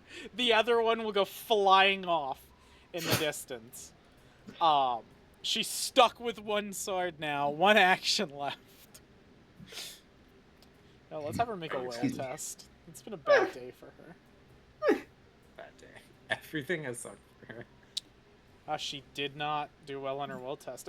She drops the other sword and puts her hands up and just goes, you know what? Not fucking my day. Not my day. Did the fish mage do his concentration roll with the flaming sphere when I hit him with the fireball? No, he did not. You're right. Thank you. Yep, no problem. How just much followed that damage rule. did your Just flaming sphere do? It did 17, so it did 8 to him. Yeah, 8 to him. Yeah, he's fine. Okay. Fuck. Inui will growl back at her as she like puts her hands up. So she does the thing where she's like, fuck it. I'm done. I'm out. Cassandra points a crooked finger at her and goes, you will pay for that, dearie.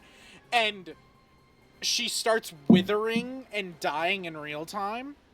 And then she falls to the floor, a pile of dust. And Cassandra is going to gain 1d8 hit points. Wow. That's not very cool. So she gained 8 because that was max roll. Okay, the rabbit's up. The rabbit notices the shit that just happened. The rabbit's like, okay, time to fuck some shit up. The rabbit has another one. Okay. Piss on your back. Alright, the rabbit's just gonna... It's been working. The rabbit's just gonna fucking magic missile. I guess Ginray, because he's the closest. After that shit, the rabbit's just gonna do all 5 shots into Ginray. That's unfortunate. That is 21 damage. Okay. Into Ginray, just force damage.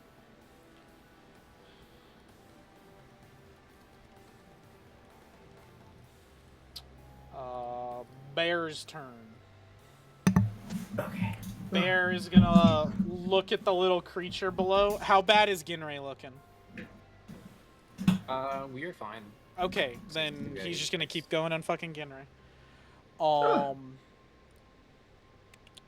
Rude. So, first attack.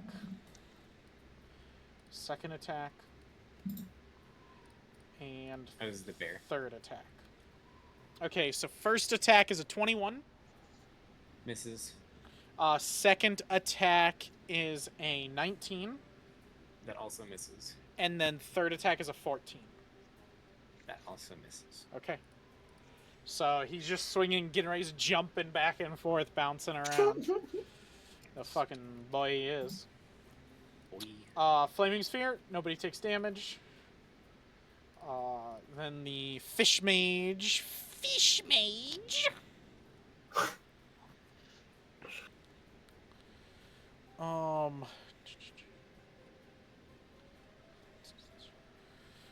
He is going to... Is it one action to move it? Yeah, you can levitate the flame up to 10 feet. Okay, you just levitate it 10 feet, and then you don't have to fucking do anything. So he's just going to move it 10 feet towards y'all. He sustained it, and then he's going to do a spell that y'all should know as he coalesces magical arcane lightning energy and then launches it out. Let me make sure y'all are in range real quick. That doesn't break his concentration? Nope. Damn. Bro's got a sound mind. Nope. In range, in range. Ooh, you're not.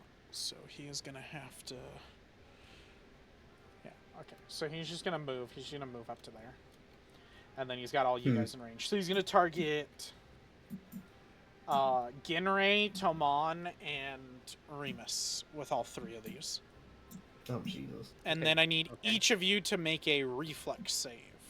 Gotcha. Okay. I don't like reflex.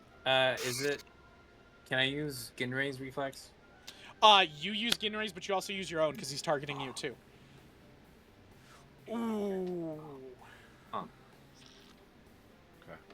That's that.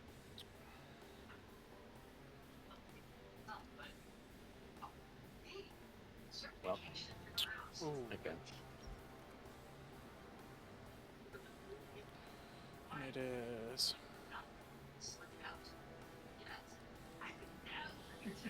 What about Ginray? It doesn't matter, because I failed it. Yeah, but I need Ginray's as well. He targeted both Ginray and you. Yeah, it only affects us once, but I take like the worst. So if I fail, then it's like we both failed. Essentially. So you take double damage or not? No, we only take the damage once. Oh, then he won't That's how it target works. 3 of you. Then he targets fucking Sudar in the back. Then Sudar, I need you to make a reflex save. I was not prepared for this. No, you weren't. You had your back to him. The dishonor. The shame. So, Remus, go ahead and take 12 points of lightning damage. Toman, you take 6. And Sudar takes 6. Alright. As lightning arcs out and hits Toman, which arcs to Remus, which arcs to Sudar. Then the wolf fighter here has been kind of confused. He skipped his last turn. He is now in for the punching. He's going for Remus with 3 attacks. Wow, they are rolling like shit today. So that's going to be a 19 on the first one. Yeah, that's a fail. 15 on the next one. That critically fails. And an 11 on the next one. That also critically fails. Okay, so... You want to strike back at him? With a -5? Yeah. Yeah. Why not?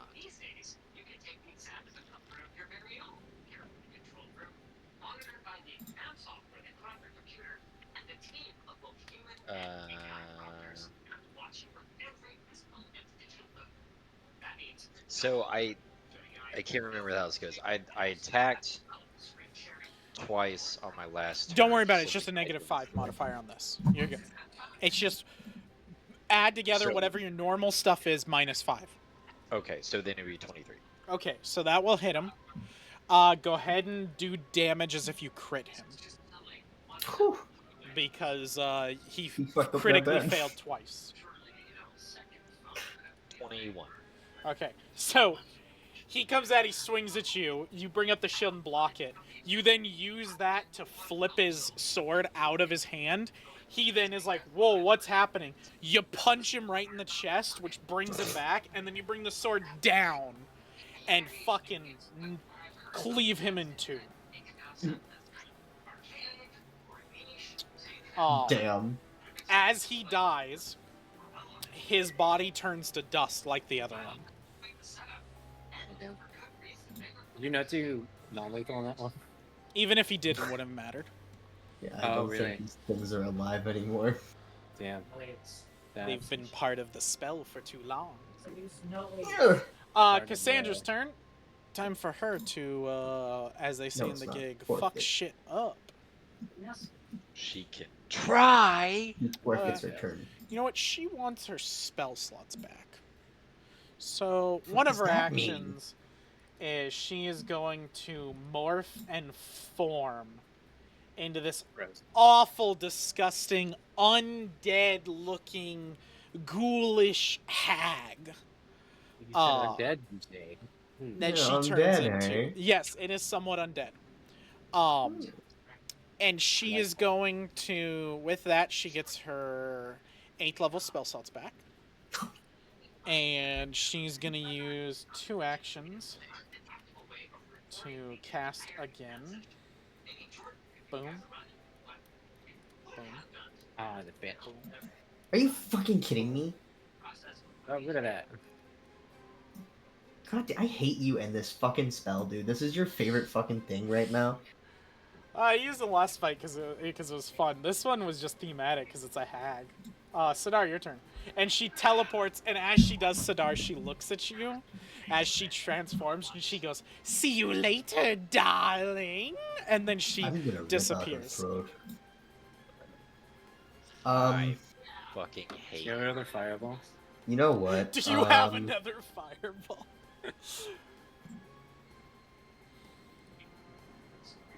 I decided not to take that spell, and now I'm regretting it. Oh shit! Wow. All right. What are you looking at?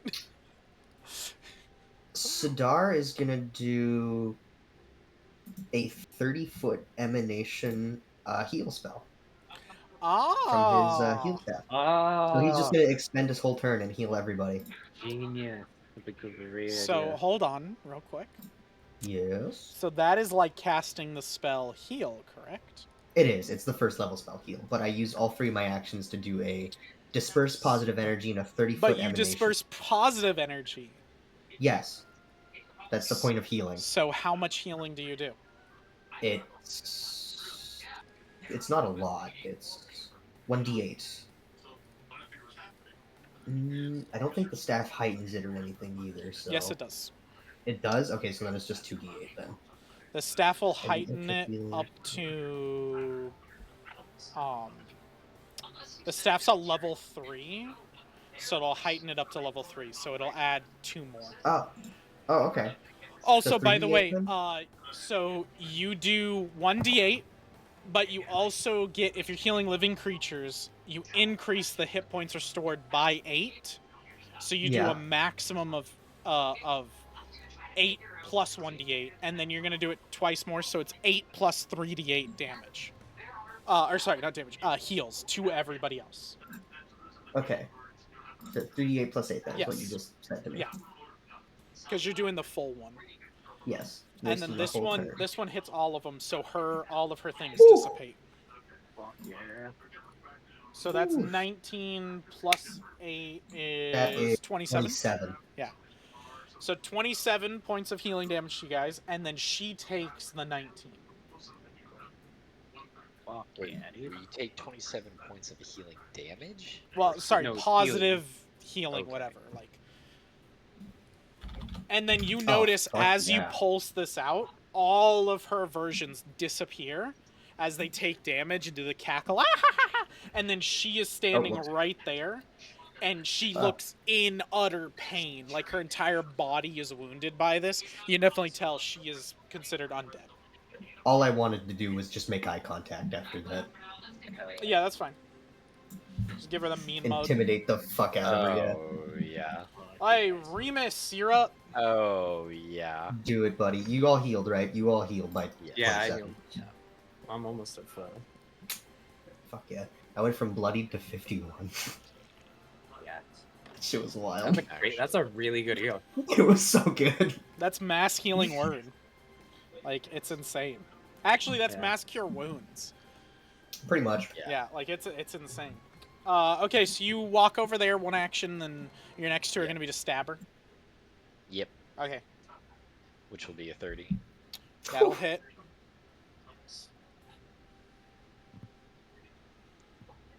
Damn, I gotta fucking open the window. That'll do 11. 11 points of damage. Okay. Oh, what damage is this type? What type of damage is this? Slashing? Because it's a bastard sword, I'm assuming. Yes. Yes. So you do notice she takes a little bit less than normal. She is resistant to slashing. Well, at least slashing. Oh, jeez, excuse me. Go ahead and roll a second time if you want. Yeah.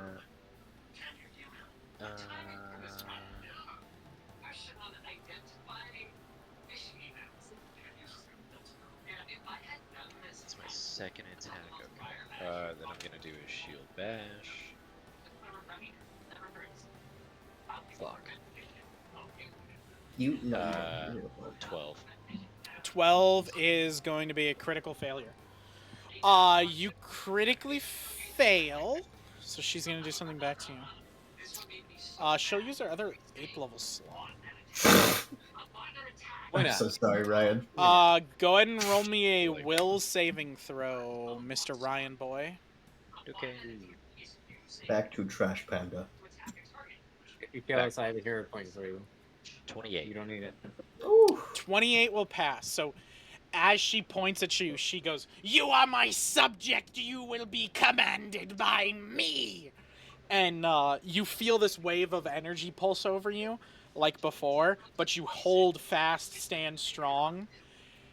And as you do, you radiate this moonlight glow, and shadows pool at your feet, and you just stand strong in her face, and you're like, "Fuck no." And she looks a little Not gonna work terrified. a second time. Toman, you're up. Steering light. Okay, that's the good And one if I we- remember. That's the fun Yeah, one. if we establish she's undead, it deals 10d6 damage entirely. Damn. Oh my god. That is going to be plus 15, so it's going to be a 32. That will hit. That will hit. Whew. No crit. So it's gonna Actually, do a no, I think 5d she... Doesn't she take... No, you make a ranged spell attack. That's it. Yeah. Okay, so she is undead, so you're going to deal 5d6 fire damage, so go ahead and roll me that. Yep.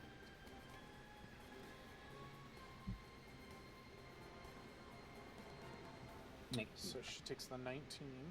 And then go ahead and roll me 5d6 good damage, which she's going to Oh, take extra. fuck. Oh my god. Yes. Liam. Alright, so she gets blasted by this light as you throw this searing bolt out at her.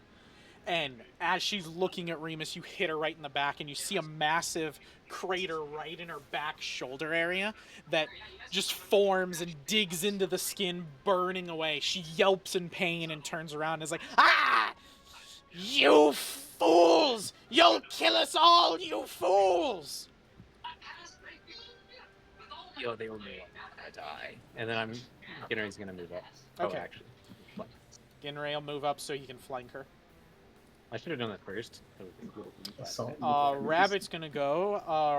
Rabbit, let's check range, because he's got one more baby boy.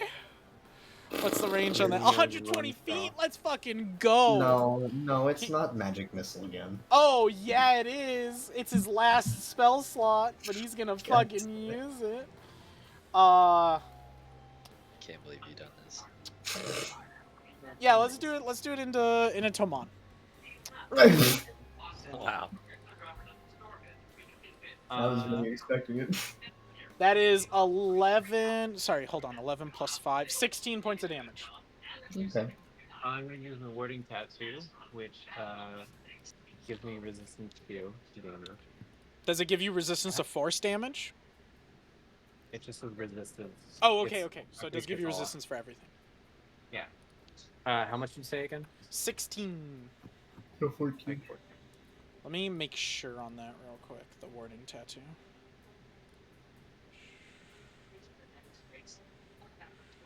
It says resistance to damage. Yeah, just as damage. Okay, you're good then. Cool. I didn't know if it said like non-magical damage or something. Okay, that's Rabbit done. Bear.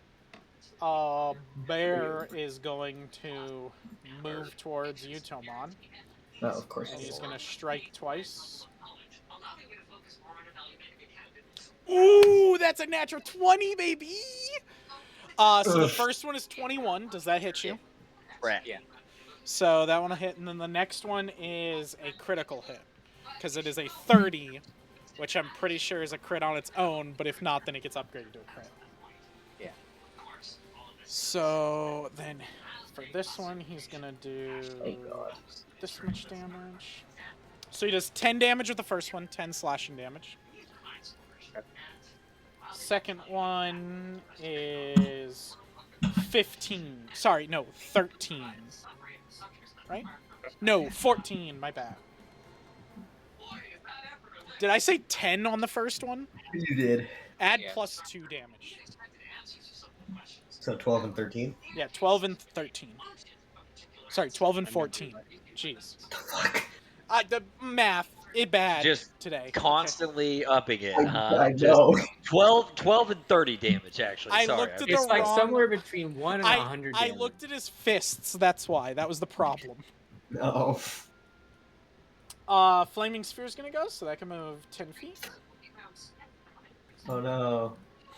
It's just slowly Man, going there. it is slow. So, Yeah, it is. Flaming This feels Sphere. like Baldur's Gate. Flaming Sphere is like she's fucking with the Flaming Sphere as much as she's fucking with you guys too. Because the Flaming Sphere was over here where y'all were all gonna rush at her, and then she teleported, and now the Flaming Sphere's just trying to catch up. Fish Mage Boy, Mage Fish Boy. Ooh, what? Wait, he has it too? Oh, let's fucking wombo combo then, baby. Swear to God, if we magic missiles. So that's 1, 2, 3, and yeah, just 3. So he's gonna throw 3 magic missiles at Tomon. Oh my No, god, man, you're somebody bullies. else. You're fucking emperor, Jesus.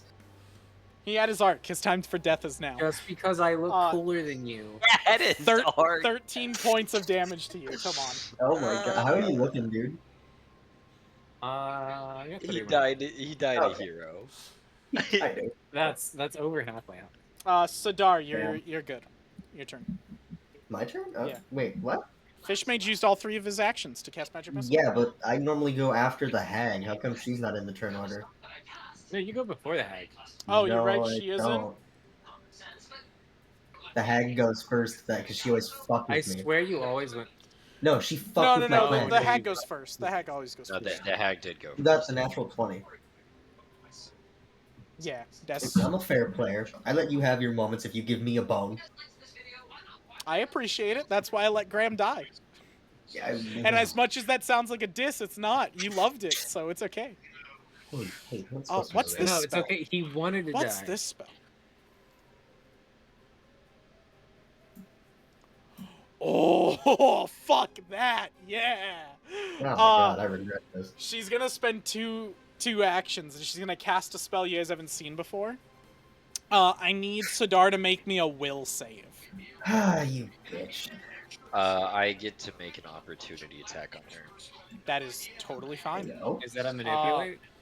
No, it doesn't matter. A creature within your reach using manipulate action or a move action makes a ranged attack or leaves a square during an open. Oh, this isn't a manipulate action. But it doesn't. It's a Let me ranged attack. just copy and paste. It's yes, a ranged attack as well. It says that means everything. I can do it too. The Johnson Pulse. Is 18 good enough? Hold on. That's what it. This is not a ranged attack either. 18 is not good enough. You're gonna fail. I think critically. Yeah, you fail. Yes. What? No, you're just gonna fail normally. Barely. Oh Barely got critically. You are playing with everybody's emotions when you keep fucking doing this. So whenever Sidar is affected by a spell with a duration, Sidar will take 2d12 persistent force damage. Each time you take the damage, it reduces the remaining of rounds that you have by 1. Only a successful Arcana check against the spell can help you recover from the persistent damage. Hold on. This is a curse called Acererak. So if I use a spell, I get the 12. If you use a spell or a spell effect happens to you, so if she casts another spell on you, you'd be hit by this too. If you cast like heal on yourself, you will take damage. The curse and the persistent damage end after a minute, but you can take it off by doing a Arcana check on yourself. Never mind. You failed, so the curse and the persistent damage do not end on their own. You have to make an Arcana check to remove it. So you're cursed with spell rack. So let's put that on you. Whoops.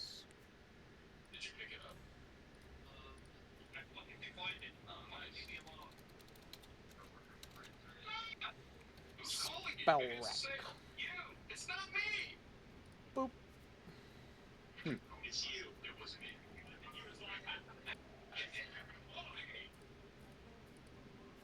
I want to add it to the fucking turn. There we go, okay. So now that'll be on Sidar's turn. How much did you say? 2d12? It is 2d12, yes. And then for her second action.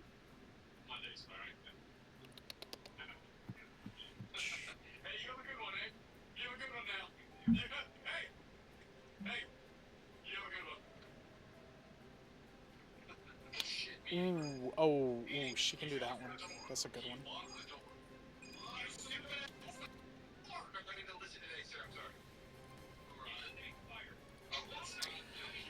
one. So she, does she have to touch for this one? Yeah, it is touch. Oh, she can't hit you with that one. Fuck.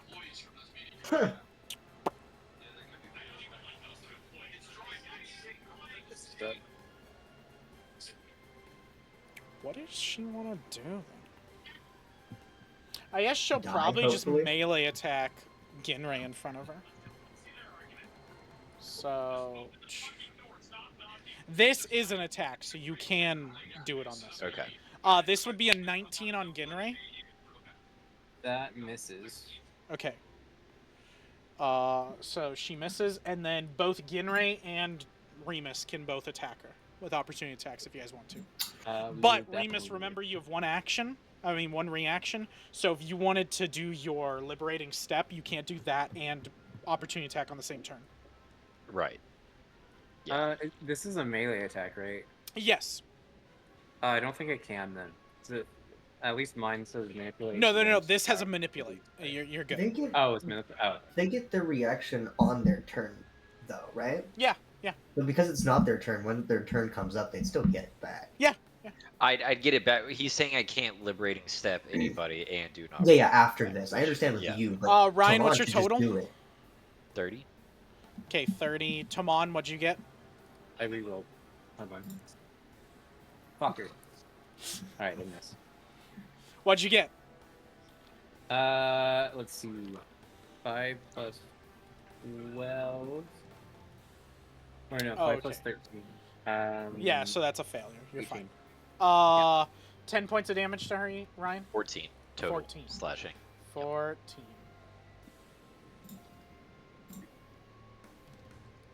Okay. Again, she takes a little bit less because she's resistant. And then that is her turn done. Dispel Rack and Sidar. So anytime you cast a spell... I'm aware. I'm aware. To be fair, I waited to use this until somebody had used enough spells, and you used that big fucking crazy one, and now I feel rectified using it. Heal spell? Yeah, okay. He's just gonna kind of point a finger at her, and what's gonna happen is he's gonna cast heat metal on the staff. The staff is metal, by the way, right? No. A runic weapon is not metal. So the actual staff, okay. the part that she holds, is marble. I forgot to ask about that. The top is metal, but she doesn't hold the top.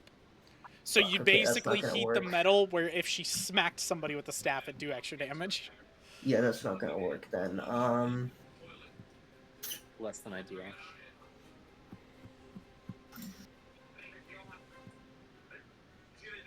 Let me take a look at some of these actions I can do now. Hell yeah. You just run up to her and smack her with that fucking that's blade what I was you gonna have. do. But so what does this go off of? Or you can do shield bash. You want to do bludgeoning damage. She should be flat-footed currently. Athletics check? Yeah. She's too smart to be flat-footed. She's immune to flat-foot. That's lame. It is. That's kind of dumb. Well, that's not a spell. If it's a spell-like ability, ask me first before you want to do it. Okay, well, it does say arcane. It's cobalt breath. It's my race thing. No, that's totally fine. You can totally do that. I don't know how you... Well, you'd have to move... I can see where you could. What's your breath? It's a 30-foot line or a 15-foot cone, so Okay. I could hit her. Yeah, so you could do a 30-foot line. You could, like, go... You'd have to go, like, right here next to the fire, though, to hit her in a line without hitting your friends. Sorry, I'm right over there. There. Or what's your movement? The movement's 25. I can go over also, here. Yeah, you could just go that way and then not go in the Yeah, fire. fuck it, go further back. That's gonna definitely hit Ginray. What? Because it's a 5-foot line. Ginray is a small animal. I can shoot over Ginray. No, it's a 5-foot line. That's what I'm saying. It's 5 foot by that much. Like, if you look, these things are 5 feet. These little squares. So you're in a square. Mm-hmm. If you go into a square, like right here, you're gonna shoot through it, and you're gonna hit both. Wide. Yeah, the squares are 5 feet wide. Look. Yeah, I know the squares are 5 feet wide, but it does not say that this is 5 feet wide. Yes, I'm saying all of those are 5 foot wide. That's how wide they always are. It's a 5 foot wide line by that much. That's how they always are. Interesting. Because you're using a grid. That's just how it works. That's the whole point of shooting it in a line, though, is so you don't shoot your allies.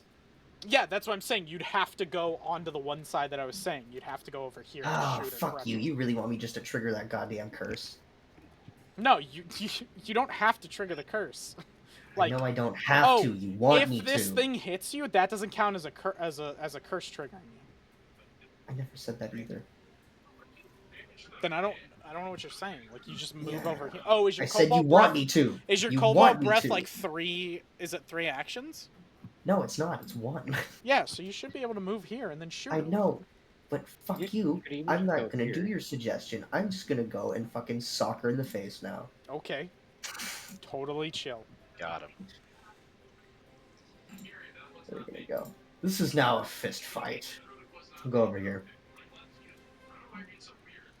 We can just leave that little sphere there, because it'll stay to the thing. Actually, wait, I can edit it. So... I can move it way over here so it's out of the way. So I'm just gonna do just bludgeoning, because I'm just fucking punching her in the face. So this is... You can use your dexterity modifier instead of your strength modifier. So it's a 13 plus 4? If I'm reading that right? Let me look. Oh no, it adds the plus 4 to my dexterity. Yeah. So it's just a plus 13 then. Yeah, it should just be a plus 13. Okay, so I rolled a hit first. Yep. Our old sorcerer and now cleric is doing his first ever melee attack roll. Yep. Yes, sir. Yeah. So that is a 12. Plus 13 is what? 25. 13. So Yep, that'll hit. Perfect. Barely hit. Her AC's 24. Oh, goddamn. Yeah. So this does 2d4 plus 1. It's not a lot, but it's good that she gets hit in the face sometimes. Not a lot. You resorted. You made me use my fists. 6 straight damage. As she just gets her fucking jaw rocked. Oh, don't forget it's energized too. You can spend your reaction when you take, because your blade is energized, you could spend reaction when you take damage to energize it into the blade and then stab it back at people. So if you look on your bladed gauntlet. Yeah, the thing we have. Yeah, it says energizing level 6 and description. Description, there it is. It's a reaction when you take acid, cold, electric, fire, sonic damage, and then you can be imbued with that. So you can imbue the dagger. So how much damage does she take again? She takes 6 because I didn't do the imbuing. What type of damage is it? I mean, if you're gonna let me do the imbuing, I got hit with electric a while ago. No, because it spends a reaction, so I don't know if you spent your reaction or something. But how much damage is it normally? Oh, it's modular, so you can change it. Oh, I can pick? Yeah, you get to pick. It's modular. Oh. So you can do it's fire, then. You could do no. What that means is you could be doing bludgeoning, piercing, or slashing. Yeah. So what I was saying is the other thing was the energized thing that I was reading. So which one are you picking? Bludgeoning, piercing, slashing? You know slashing is resistant already. I said bludgeoning before. Okay. So bludgeoning's the one you want to do? Yeah, and that's why I didn't do energizing anyways, because I thought that was only on the blade. Yeah, so bludgeoning, and it's 6 damage, you said? Yes. She takes the full thing. Bludgeoning is the only thing she is not immune to. 6. She just gets her shit rocked then. Yeah, so you walk up and you just go, Falco! Punch! Fucking clock her. She gets smacked with it, and her jaw kind of unhinges a little bit. She has to crack it back into position, kind of set it, and she looks at you, towards you, and goes, "You all will die long after I am gone. You are fools to kill me, fools, I tell you." You are the one who resorted to violence. Cool. I'm gonna lay on hands on her. Oh. Okay. So she's got to do a basic fortitude save. If she fails, she must take a -2 status penalty to AC for 1 round. So she, fortitude. She got a 35. Okay, so she's good to go there. She's gonna take 7 positive damage. Jesus. Okay. And then... So hold on and wait. As you lay on hands on her, you place your hands on her and imbue her with this magical energy that is both the shadow and moon, that blares into her. She starts screaming as she's burning, and she looks over to you all and she goes, "You fools! You'll destroy everything! You don't understand! The staff is protecting this place, protecting it from him! You'll send them all to my brother! You'll kill all of us!" And she dies. Fully. Ceases to exist. That was the idea. All of the guys fighting you immediately just go, like, they're all in like fight mode, and they go, and just they're just there. They're just they look like they have no control. I thought they would have fucking like disintegrated. Well. And with that, we can take our break if we want. Sure. This gets finished combat. Okay. Everyone after that, come to Daddy Medicine. The sphere will disappear. All of the like anamorphic people around here have completely like have completely shut down. They're just like full on like they look like they're not dead, but they don't look 100% awake. The only thing that is left in her ashes that was formed when she died is the staff. Can I grab it? Would you like to pick it up? I mean, I feel like I would instinctively go for it, but if somebody wants to stop him, so you're I gonna guess. I mean, I was also touch gonna it, go pick correct? Sure. Okay. With one finger. Which finger? The middle one. So, My most divine. I don't decays. I don't care too much about y'all having like no knowledge or y'all having like identify as a spell to like figure out what the shit does. But I will tell y'all, if y'all don't have identify cursed items, you guys are gonna get fucking cursed like crazy. Okay. So you pick up this staff. You understand it is now in the homebrew items. It is okay. Mirak's marvelous staff.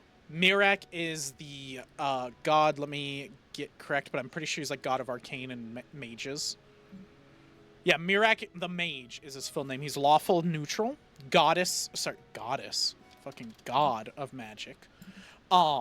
His symbol is an open book with an arcane symbol on it. And this is his weapon. It is already ascended. The staff is an almost iridescent. It is almost iridescent as it glows with magical energies.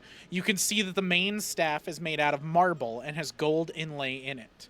The top of the staff has numerous jewels plunged deep into a metal frame. The staff has the ability to imbue it with a single spell. The imbued spell has extra mechanics that the DM and you can decide when you imbue the staff with a spell. You can cast this spell as a single action when you expend a charge from the staff. You have 3 charges, and charges replenish 1d3 minus 1 charge per day. Yeah, so is there a curse along with this, you said? No, I'm just saying you guys won't know about curses accompanying weapons if you don't identify them. So there could be a curse, you just have no idea, and your character could be under it. What I will tell you once you pick it up is there is something magical to the staff other than its abilities, that draws your eye. It's. You know what? I probably shouldn't even be holding this. Can I give this over to Toman because I feel like I should take 2d12 damage. No, because there's no magical, like, it's not, you're not casting a spell or being affected by anything right now. Okay. Well, yeah, if I understand it enough, then I shall give it to our sorcerer. You will make better use of this. If you wish to use it, it probably would come at a risk. I will gladly take it. We have, So you take it, Toman. As you hold it, you feel the same thing. You feel this hum of energy. You understand it about the staff. But you also understand that there is a spell currently on the staff right now. Oh. That is currently being, like, cast, essentially. Can I tell what it is? If you'd like to, do you have Detect Magic as a spell? No. Then you may make an Arcana check and maybe possibly figure it out. I would like to make an Arcana check. And maybe possibly. You can try. I will try. 20. It's too much of powerful magic for you to really capsulate like one single spell that's imbued within this. The only way to fully tell is to either cast it out or to dispel it, depending on what the spell is. If it's in there and you cast a spell out, then you'll figure out what it is. You'll expend a charge, or if it's a spell in there that is constantly going on, then you need to dissipate it. Can I find a small living creature and cast this spell on it? There is, like, what small living creature you want to find? Like a beetle or something? like a rodent or like an insect, anything like that. I Yeah, suggest like you could find like a beetle, like Graham Graham's dead. Graham, yes, use Graham. Sidar can like look around with Remus, and y'all can find a beetle and like hold it out and keep it in your hands, so Taman can like shoot the spell into it. So you go ahead and cast the spell out. Who is holding the beetle? Nobody. Yeah. Well, if you don't hold the beetle, it's hard to keep it. It's hard to keep it there. I mean, yeah, it's hard to keep it still, dude. but I don't. He didn't. Number one, I've been on the receiving end of that. Number two, I've seen what that thing can do. I will find him a beetle, but I will place it on the ground. I'm walking away. Like, a glass bottle or something. This feels like really assault. Rabbit or something. Why don't So you just no one is shoot holding one of the beetle. Minions? No. Okay. Remus is not. He's been on the receiving end of this fucking thing already. Like, Alright, so Taman, you shoot it at this beetle. Go ahead and make me a ranged spell attack. See if you can hit it. My brothers, just shoot one of their minions that aren't fucking moving. That's Wow, that's natural 20. Okay, natural 20. You hit it. You swing, boom. You hit the beetle. If there was anything that was going to come out of it, but nothing comes out. So you can gather the other option. There's a constant spell being used by this, and if you want to, you can, with one command, dispel it. But there is no way to tell what spell it is unless you cast Detect Magic. I suggest we rest first if there's no immediate threat. That makes a valid point. I am quite hurt. So yeah, let me the immediate threat is given to you graciously by the DM. As you kind of look around, you notice the beings that are stood still in time are slowly aging. In that case, as we notice that, I will So you would gather if you guys like go to sleep or something, they'd all be dead. Okay, with the rate that I will. Well, first of all, I'll go up to Sudir. Sudir, there seems to be a spell on this staff. Is there any way you could tell what it might be? I can dispel it, but I don't know what the effects will be. At the moment, that bitch, if you'd like to call her that, cursed me, and I can't really attune to my magic at the moment. If you want to, Sidar, you can make me an Arcana check. My Arcana's shit, but I will do it anyways. How often till like he can retake that? I think he can do it. Can he just keep rerolling? I think he can just reroll. I'll have to look it up again. 19? Essentially, like take a 20 with 19 total? Yeah. That is not gonna be enough. Yeah. Is that your Arcana? 19? Yeah, my Arcana's +3. Really? I'm a religion dude. I am a cleric. Well, I thought you were at least part of spellcaster, so I thought it'd still be high. All divine spells, all religion, all wisdom based. Can they examine it, or is it a me? No, I am not trained. Can they not examine me? You? I assume they can. Yeah, if you would. I can try to like to take. Dude, please, Prince, if you could rid me of this person. A little better. Plus 9. Be, great.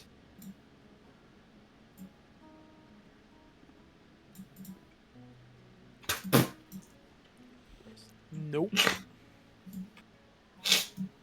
I think your best bet is just dispelling it, my prince. Well, we will fight whatever comes. I don't know what will happen. My fist and blade are always ready. My assumption is the spell that's in the staff here. is to create copies. This is how it would fix it. Take 10 points of damage. Graham. Sorry, Sidar. For what? That ends the spell. Oh, okay. Also, I'm just gonna do medic checks. Like, you guys are sitting here talking. I'm just gonna. Okay, so if you'd like, I can examine it, but what would I need to roll for this? Because it's probably not going to be what I want. Roll for what? To examine the staff, like what the spell is and whatnot. There's no way for you to tell what the spell is. Yeah. The Arcana check was to discern whether it was a castable spell or a dispelling spell. There's Yeah, no way to tell unless you have detect magic. Yeah, okay. Yeah, just... And I assume you don't. No, you just dispel the thing. I don't know if I can even learn that spell, so... It's a I'll have to cantrip. double check. Graham had it. Graham did You can have do it. this medicine check at expert. This is starting with Tomon. Okay, expert is 25 then, right? Yes. Okay. No, 20. Oh, it's just 20. Okay, on the Tomon. Master is 30. It goes 10 Okay. every level above. So what I'll probably do is... Hold on probably- real quick. Wait, Cole. We're gonna do Ryan's first. Yeah, I was saying after Ryan. I'll probably do the spell. Alright, 34. Okay, so how much does he heal? So I passed the DC. I don't know. How do I crit? Does it have to be a nat 20, right? It No, has to be critting is 10 over. So Oh, what is not the crit. DC? 20. Okay, so yeah. You got so, 34, yeah. yeah, So, so you would. It's 4d8 plus 10. Very nice. And then we'll do my guy. We'll do him at the same level. Sudar also gets 4d8 plus 10. Hell yeah. 19 and 19 back to back.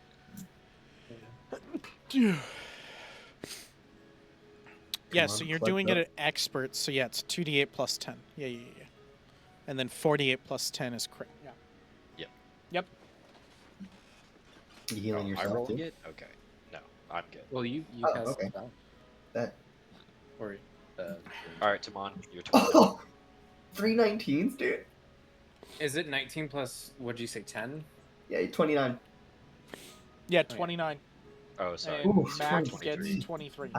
Dude, I'm good with that.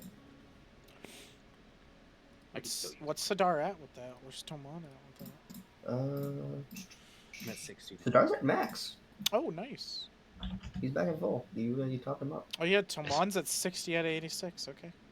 Yeah, Remus is at Matt. No one ever fucking the enveloping light in your heel just put. No one ever fucked The with the Remus. bear went to attack He you. did try. And He did try. the wolf, they both That's attacked you. They both failed miserably, and one of them fucking gave up. That's true. Maybe One of left them crit turn failed red. twice in a row. You're Yeah, right, he crit failed twice and was like, I give up. And then he died. Okay, so you guys are all healed up. What do you want to do, Tomon? What was your plan? I will kind of give a countdown. 3, 2, 1. And then I'll dispel. Gather around him, I guess. So you cast the spell out of the staff, and nothing happens. Oh, sick. Oh, that's a lot of build-up. Well, I cast it or I dispel it? You dispelled it. Like you cast the spell out of the thing, like dispelling the spell that was stuck in there.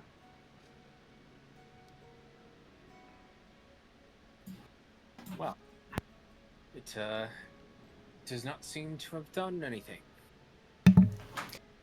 well, odd. The ground begins to rumble. Oh, that's I may have spoken too soon. that's never a good sign. I You guess just killed the village. I certainly hope not. The ground begins to rumble, and increasingly, exponentially more and more and more.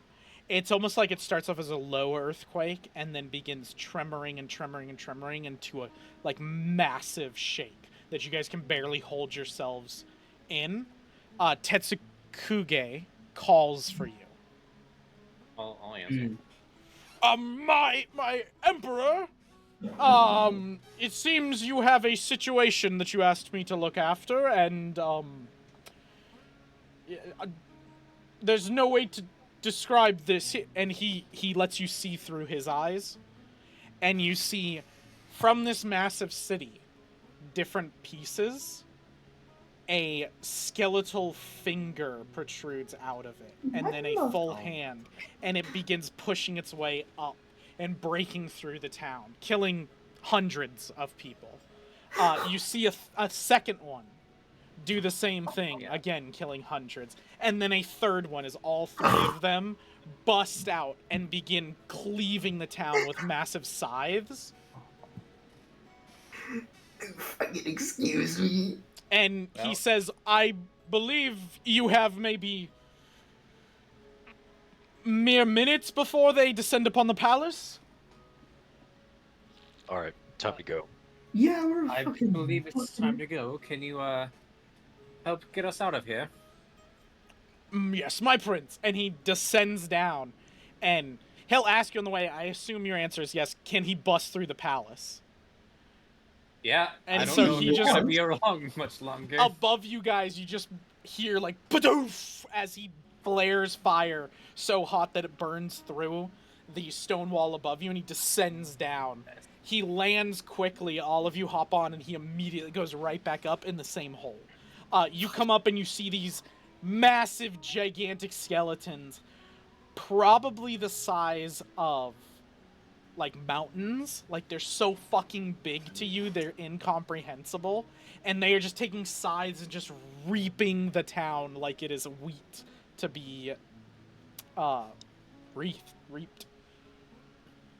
Hmm. The Lich did say he would take over the town. Yeah, but is that Isn't quite what I had envisioned. Is that's not another lich? Oh, why am I speaking as Graham? You and me both did it. Yeah, it's hard to break habits when I'm fucking shocked. I told you guys would never see this coming because you guys did this quest line way out of order. Yeah, we have no context. Do we go and do the Lich a visit after this? Is this his?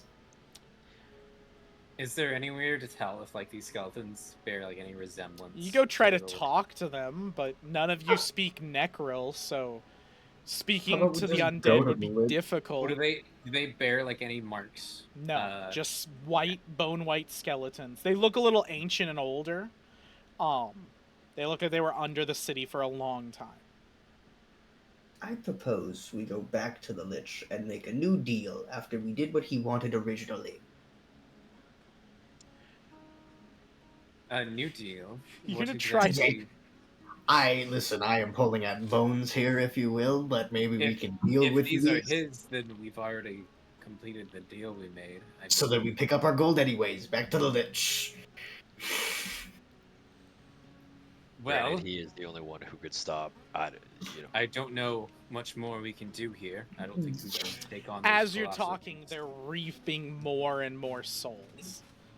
I mean, everybody, yeah. Like, you could look down. Everyone in this entire town is looking straight ahead. There are, if you guys remember, there was 2 massive towers that went up that were airship towers. Some of the airships are starting to back up and leave. That is the only movement you can see. Some of the boats, a few of the boats are pulling out and fleeing, but the skeletons are going after those as well. Can we maybe help the boats that are like fleeing? I don't know, like give the dragon to like breathe some fire, like ward them off. I don't know, bro. Rip for the souls. May the purged land grow stronger in Nocris's flame.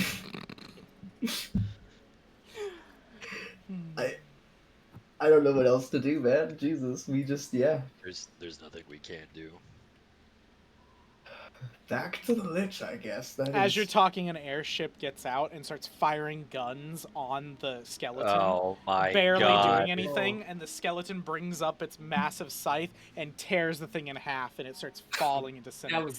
That was clearly their fault. You see it start, like, it catches fire as it's falling, and you can hear distantly, because you guys are close enough, like, you're outside of the range of the skeletons, but you're close enough, you can hear the, like, screams of people as they're like, ah, as they're falling down. I mean, we're on a dragon. Are we like, close enough to, like, pick any of them up, like, swoop down? If you want to swoop down and try to get them, yeah, you can. I'm for it. Timon's leading this dragon, so... Unless anyone objects, he's gonna go do that. No, as you wish, your prince. I can fly down and try to grab maybe 1 or 2. That's about all I can get. What's your strength? And we can do what we can. 19. You could probably pick up 2. 2, like, if they're scrawny. If they're big, probably 1 person. Gravity, unfortunately, possesses me. Pick ones that might be useful. Literally, like I'm gonna look for like children. I'm looking that's for the young best. fucking Yeah, kids. That's about the as best good as it question. gets right there. That's Yeah. Okay, so there are. Excuse me. There are the Plymouth people that you now know are the animalistic people that are fully in a trance. right. Those people you could swoop down and get them. There are some kids. The actual like airships and the places pulling out have no kids. Those are all manned vessels. If you like look at any of them, they're all like regular like sailor men and everything. They go down with their ships. Okay. So they're currently moving. They are currently acting. They're doing stuff. All the Plymouth people, all the animal folk, are complete in that trance. Well, the Listen, trans ones are probably gonna die. Let's be honest. that I was about to say like the trans people are gone. They're dead. They're gone. That's the situation. They don't We've seen exist. their They're not aging. anything. We can't reverse it. It's just gonna happen. We can maybe if you fly the dragon close to the airship, I can use my fucking cloak to fly into the airship and go, for the love of God, do not target the gigantic, massive mountain skeleton. I feel like I shouldn't have to tell you this, but like, don't fucking target the one with the Don't scythe target the that thing can raise a that can town. kill you easily. Yeah, and you need to Run. fucking move. So you're gonna swoop down and try to save some people with the dragon and with Remus. Try to like save like one airship that's been taken apart or something. Yeah. Okay. Yeah, do what we can. I have a So meme for this. how do I even make you fucking roll for this? Do I even make you fucking roll for that? Yeah, I think I make you roll for that. Like, what do I fucking roll? Hashtag also extra hero points? No, Oh, yeah? no, nothing you did was heroic. You slaughtered a This is queen in heroic. her throne room. Slaughtered! She targeted us! That's is not very slaughtered! You justified. walked That's into very her. Okay, one-sided. so you're saying the three of you, Self-defense if at somebody worst. walked up to your front door, descended down on a dragon, and went, "Hey, fucking work with us because the world's ending," you just be like, "Sweet, yep, sounds good." You wouldn't be like, "Get the fuck out I of here." wouldn't try to kill Yeah. them. Here's my counterpoint. I wouldn't pull out a gun and go, leave my fucking house, and then expect I not bet to you get guys shot would. at. No, No. I wouldn't. In a fucking apocalypse scenario? No. After, also, mind controlling an entire town. You're not a good guy either, by the way. No, You're not I never innocent. said she was. Okay, then it wasn't slaughter. None of It's that still was slaughter. slaughter. Slaughter is No, coming it's not in with slaughter. the dragon and breathing fire on the palace and I decimating guess, it. That's Remus, slaughter. you can roll me athletics. I think that's probably the best one. Toman, I guess, roll me like But I do performance. like maybe I can do performance. Slaughter. Yeah, roll me Fucking performance. slaughtered in the I know. The fucking slandering. The misinformation campaign that's coming on right here is just next level. That is charisma. So that's Oh. 15. Okay, I can also that's 23. possibly re-roll it. Ryan, what'd you get total? 28. Okay. If you want to re-roll it, Toman, that could get you better results. It could also not. Up to you. Yeah, let me. Yeah, I'll re-roll it. I'll use my last out of 5 re-rolls, and then more re-rolls. Much better. Okay, so with both of those, you descend down with Tetsukuge helping him spot out the different people, calling over and everything, calling for people to help. You get a total of about, with Remus's help and with everything with the dragon can hold, because this is an ancient golden dragon. He's pretty big. You guys can hold about 10 more people.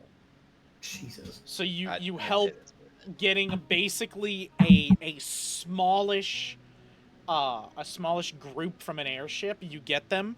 A man who holds himself pretty high and esteemed, as you can tell by his outfit. It's a little ripped and torn, but it is a black captain's outfit with gold inlays in it. He has sashes. He has sashes that Sidar would recognize. I was thinking none of you would, but Sidar would. That show his ranks in the continent of Nexus, in the nation of Gallon, which is the nation y'all were a part of with Dravel.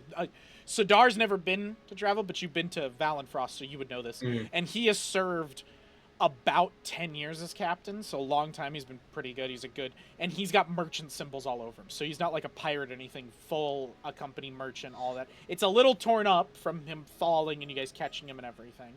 But he does introduce himself. He's like, thank you, good friends. I'm Captain Tallard Hemingway. And I'll put that in the thing for you guys. And he goes, much obliged. What the hell is happening? Not quite sure ourselves, but we're saving who we can. Pleasure to have your company, sir. 10 years of service is highly acknowledged. You are from Gallon. Do you herald news from the home state? Unfortunately not, because of the dire scenario most of the countries are in, but I was... What dire scenario is everything in? Let us worry about the skeletons first before I Yes, I believe we should. News. Should we get out of here? I don't think we can hold too many more. That is up to the other two, not for me. It's all in the Emperor's hands. Emperor? Where's an Emperor? What? I wouldn't give like a light chuckle. It's like, where's the Emperor at? I'm just gonna chuckle. That's the Emperor. Would you prefer a formal greeting? I just want to know who to thank for this. I'm on a fucking dragon. Giant skeletons are I don't know what to fucking do. Well, I can go ahead and introduce. Welcome to your new Emperor of Cayenne. Your new Emperor. He does like however much of a bow he can do on the back of this dragon, and he goes, Emperor, I beg of you, I will give you as much service as I can. Please get us out of here, please. Small detail, but as, like, probably not the right moment for it either, but as he said his name, Sadar does the summon instrument thing, and it's just the brass horn with his name coming out. Yeah. Yeah. Always for flavor. Yeah. Sorry, dude. This scene, there's a giant fucking mountain skeleton sweeping souls, and you go, this is Toman, the Emperor of Cayenne. Meanwhile, the background. Yeah, just, like really. The hundreds of souls floating up behind you. Floating up with the. Holy shit. Man, we're good guys. Will guide us out of here. We saved who we could. We saved who we could. Worst has ever seen, dude. Is that's the only trumpet one I can find. Yeah, so you guys fly the hell out of there. You get to know Captain Tallard Hemingway a little bit better on the ride. He gives as much grace as he can to the Emperor, thanks you overwhelming, and says that he will serve you and your country of Cayenne as long as he can. He is fully indebted to you. And then he does ask about Gallon and what you meant by that, and I'm assuming you catch him up on what's happened. And the giant brain. He looks absolutely shell-shocked. And he explains to you in the city, so Gallon and a lot of other nations will come in and they will do trade with Plymouth. Plymouth was a huge trade route, a very big, profitable gem of the south of Ur that people could come to trade with and leave. The people were a little bit weird and eccentric, but most of the traders that went there just got used to that and didn't care. Him and his crew, when they docked as airships in there, along with other airships, they were told everything was on lockdown. They were not to be able to leave, and they were not told why. They couldn't really know why, so they were just told to stay on their ships and wait for a pass to go through. They did collaborate, like, that they had some seismic tremors when they were over the ocean coming to Ur, but they didn't really, like, think too much about it. They just thought it was, like, some sea creature or something that was trying to fight them that never caught up. But you guys catch them all up and everything. He explains to you the basics of Plymouth that I will explain because you guys completely skipped all of that. That Plymouth was known by its people that he got to know, and a lot of the people told stories of the great Queen Cassandra, who took her people across. Let me get the actual picture so I get the names right.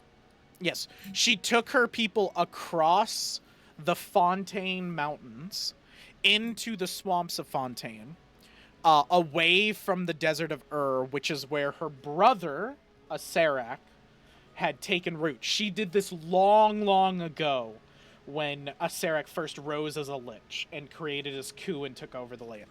When she did this, she put a magical spell entrapping the massive skeletons that you guys saw, that were Acerek's dogs that he sent out to take them.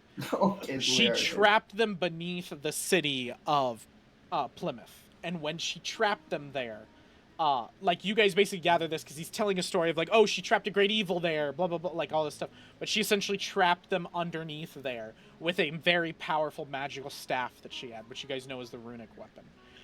And she used it to keep the powers going and everything, to keep these skeletons at bay. Now, with them free, all of the swamps of Fontaine will now become Acerek's area, because his dogs were essentially kenneled under that city, and now you've leashed them on the entire swamp. So every city from Yalford, Nullfolk, Shadowfen, Larwick, and even Scronsfair are all going to be subject to enslavement and full-on pacification by Acererak. He will take this land that was swamp and he will convert it and terraform it into the desert that he knows and loves, and he will slowly bring out all of the magical energies from this land and convert it into the horrible deserts and mesa that is the rest of Ur. You have finally allowed him to conquer the entire continent. That is such a tragic and totally not our fault event that just happened. Hey, man, trade a continent for a world. You know, we're playing high stakes here. All right, we let Russia have Ukraine. I feel like we deserve a little bit more than 2 Hey, man, if nukes were gonna fly, you know, maybe Ukraine just kind of, maybe they do deserve to get fucking yoinked into the Iron Curtain. In our defense, we didn't know. So, in your defense, you literally signed up knowing that you were gonna do this. Okay, that's not true. In our defense, we used appeasement, and he said he was going to take over one town. He didn't say the continent. No. He said you guys gift him that town. He never said what he would do afterwards. Yeah, that's not our fault, all right? We didn't have a lawyer here to work out a contract. He's responsible for his own actions still, okay? It's not... So, are you guys going to Acererak then with this knowledge on Dragonback? You guys can go to Acererak if you want to, and speak to him. But you guys also friends first. Yeah, you guys also know Acererak will most likely send his Black Hand to meet with you now that he knows that it's free. Yeah, we'll go back to Kyan so we can drop our friends off. So it takes you guys a few days on Dragonback. It's a long journey. It was like that before. You guys like divvy out rations and food. Like, you guys have to skimp a little bit, but you guys planned on being there for months and months. You guys took a lot of rations with you, so you're fine. But you give the people their stuff. A few people have to trade spots because the dragon has to hold people in his claws. So some people get tired and have to switch and everything, and it's a whole ordeal. It's a few days of kind of hell. Then you guys get to Cayenne, to the newly named capital city of Dravil, and you drop the people off. I assume, do you drop them off at Fatebroken Manor, or are you dropping off like in the middle of the town, or at Duke Evergreen? Like, what's your plan with these people? Probably outside the manor, right? Okay. And then you just tell them, like, go in town and make happy. Yeah. Okay. Live your lives.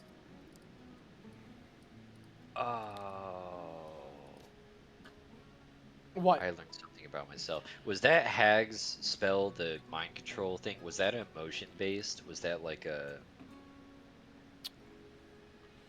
I don't think so. It was just polymorph. Okay, because I am immune to emotion effects. Oh, technology no. Yeah. So see, that wasn't making your emotions change. It was making your physical appearance change. That would No, be but like I'm talking the mind control. yeah, That's what I'm saying. Like, It didn't mess with your emotions. It either how? fully takes control of your mind. What it's talking about with emotions is it's talking about like calm emotions. You can't somebody can't calm your emotions or can't like inflict an emotion on you and everything. She just fully took over your brain. Oh, You just didn't have control. Gotcha. Okay. Okay, so yeah, you drop those people off. You tell them like, you give them the rundown of this is Dravel, and they're like, "Oh, Dravel, sweet." So we're in Gallon. And you're like, "Nope, we're in Cayenne. Don't ask too many questions."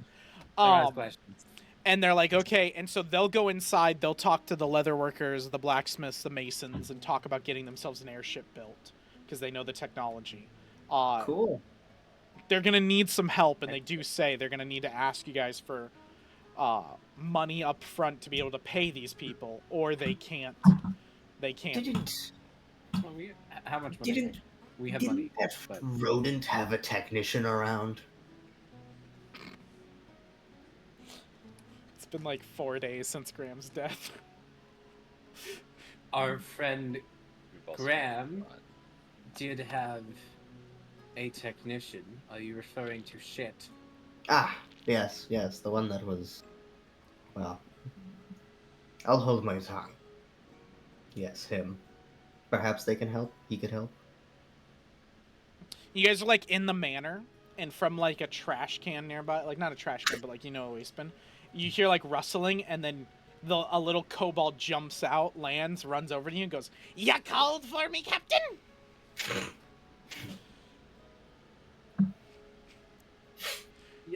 Yes, shit. How much do you know about building an airship? What is airship? It's a ship that flies in the air.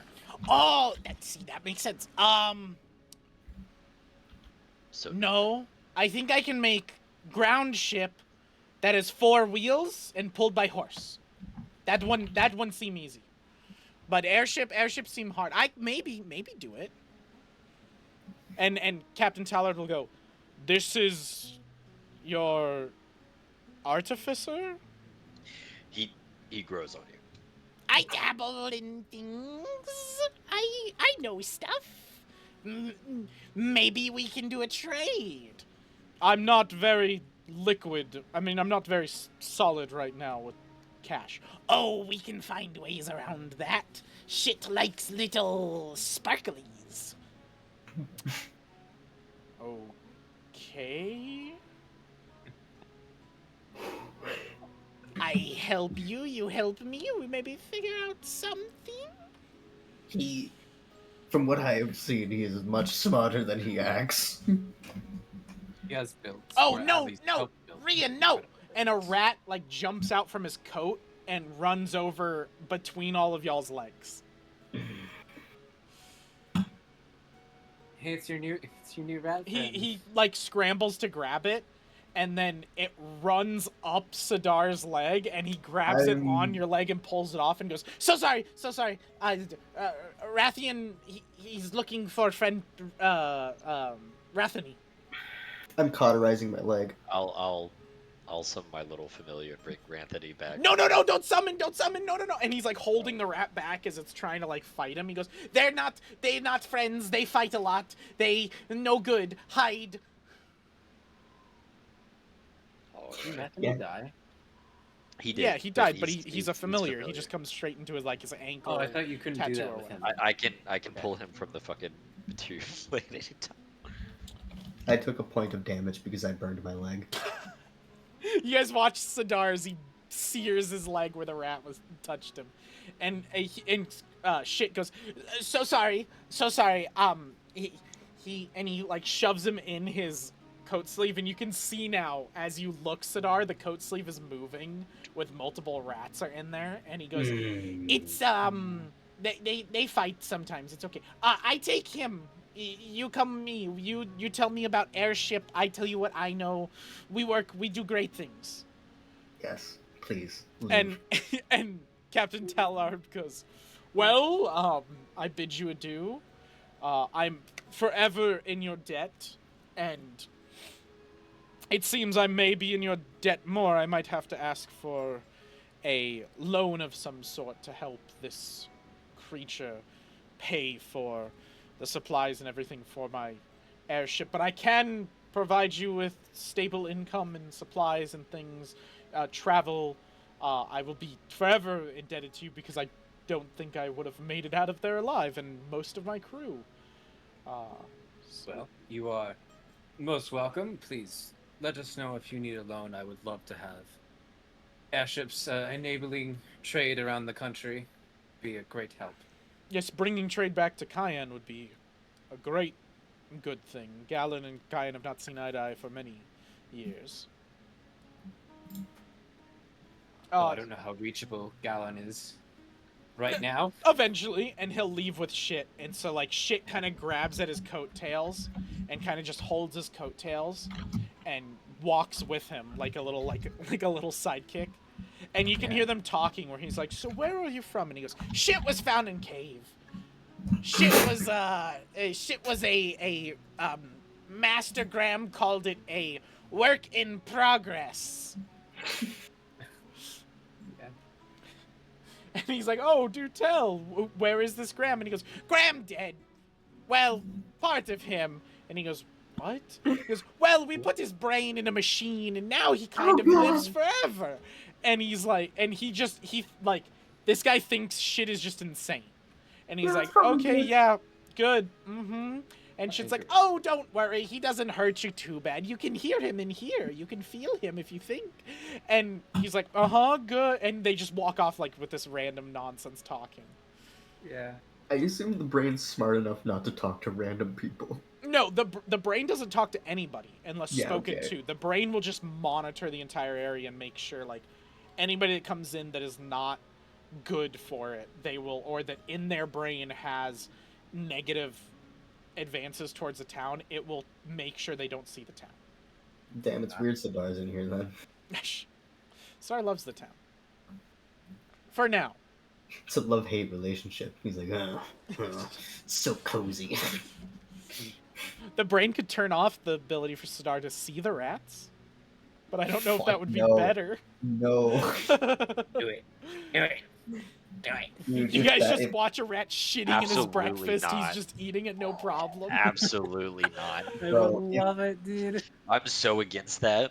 If it's when he's asleep and he wakes up and he doesn't know, that'd be fine. But if it's like the rat jumped on his leg and it's just disappeared, he'd burn down the whole fucking place. No, the brain would basically say to Sardar like, "Oh, would it make it better for you if you couldn't see the rats?" So you'd know, which would make it way worse. That was the idea. Yeah. Okay, so you guys go into Fatebroken Manor. Tell him about it. What is your plans with this? You're done with one of the runic weapons because you fast traveled to it and then fast traveled right back. Speed run, boys. Let's go. Let's get the next one. Let's go. Speed run. Speaking about that, if you guys are going into Fatebroken Manor, I assume to like eat and chill out and decompress. Might as well. Yes. So you guys like? Do you mind if I fully heal? Oh yeah. Yeah. You could fully heal. Okay. You're fine. What Ryan You're in said. here. Like Ryan can spend some time and heal. You could just fully heal. Anybody can. Y'all are in the town. Y'all are pretty safe. And it's you guys are gonna be in here for a few hours. So you sit down. Erg. What's his name? Erg. What's the fuck? I always forget his name. Who? Pisses me off. The cook. Oh. Durr. That's his name. Jeez. Fucking stupid. Yeah, it's pretty simple. Durr will cook you guys up a nice meal. Like, because you guys have been gone so long, he'll literally cook you up whatever you guys want. Like, specifically, like, whatever Sidar's favorite dish is, he'll cook it up. Whatever Remus's favorite dish, whatever Tamon's favorite dish, he'll cook you guys up. If it's, like, 3 different meals, he doesn't fucking care. He's like, you guys have been gone for a while. You guys need some fucking good food. He'll take care of you. So he takes a little bit. Eventually Barnabas, your head of house, will come with his little prance, like fucking, World War I German, like, trotting in. And like, "Well, hello there, young masters. It is good to see you again, and friendish, I've been told. You have a visitor." No. Please bring them in. Now announcing I thought I wasn't doing this anymore, but I guess now I am. Now announcing Nalkir, monk, monastery leader, man. That's your cue. Come on. And he like motions, and he like Nalkir steps behind the door and like walks in. He goes, "I thought you liked to do that. I'm sorry the first time." And he's like, "Well, fucking get your shit together." And he like walks off and just like leaves. That was beautiful. And so now Kier kind of comes in and he goes, "Ah, my emperor, Tetsukuge's chosen.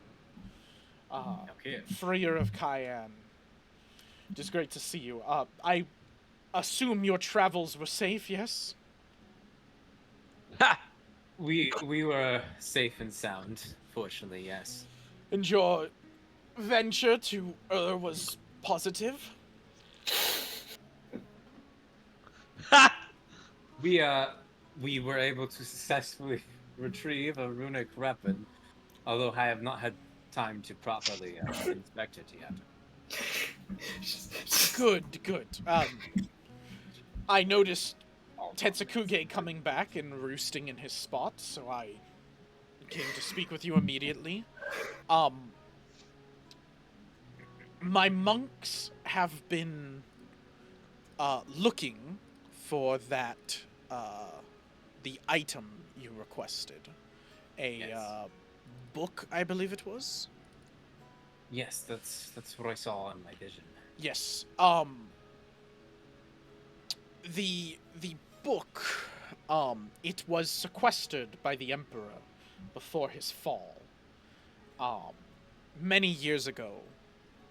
It was 10, 15 years ago, a long time ago. The Emperor sequestered the book, asked for it by name. And I'm speaking about Hattori, of course, the old fallen Emperor. Well, your brother, who is busy as regent of Cayenne, taking control in your absence, as you are doing your many duties to the whole world of Aldion. Your brother, I spoke to him a little bit, and he said that, he saw your father with his book a few times throughout his life, but believed that he took it to his old workshop, in Mount Kage. That is where he believed it to be, that's where he believed the book, is placed currently. Is that where the brain came out of? That is where the brain came from. I see. I will have to investigate and see if he's still there. Well, speaking of that, I do have an interesting one for you. Well, in my ventures, I met with Hattori's personal servant, Leandros. I believe he can speak on the matter better. And he kind of steps aside and, like, motions, and this very old man that you do recognize, you've seen him before, he is, he has, like, you recognize him a little bit, Tomon. You never knew specifically the names of everything, but he gives enough of a familiarity that you're like, oh, okay, I have seen this guy before. And he comes in, he introduces himself, he goes, "I am Leandros, a humble servant of the Emperor, and served him until his death. And now I am here to serve you, my new Emperor." And he kind of bows and does like a full like kneel, like 1 foot on the ground, like full on, like, I am at your disposal. Thank you. What is it you've learned? Learned? Regarding the book, Nalkir says you have more knowledge on it than him. I have knowledge on Hattori and his many workshop time and place, I helped him acquire many things, the book included, but I do not have any knowledge about it, if that is what you are asking. It was the Emperor's, and so I did not see a need to know what was in the book or what it was. Then are you more familiar with the location and his workshops? I do know his workshop, the ins and outs, how it was, but I do believe from the view of that I saw when in your camp during the battle where your friend perished, I do believe his workshop was in that mountain that cracked in half. So I cannot guarantee we will find this book, but it will be difficult to trek up the mountain.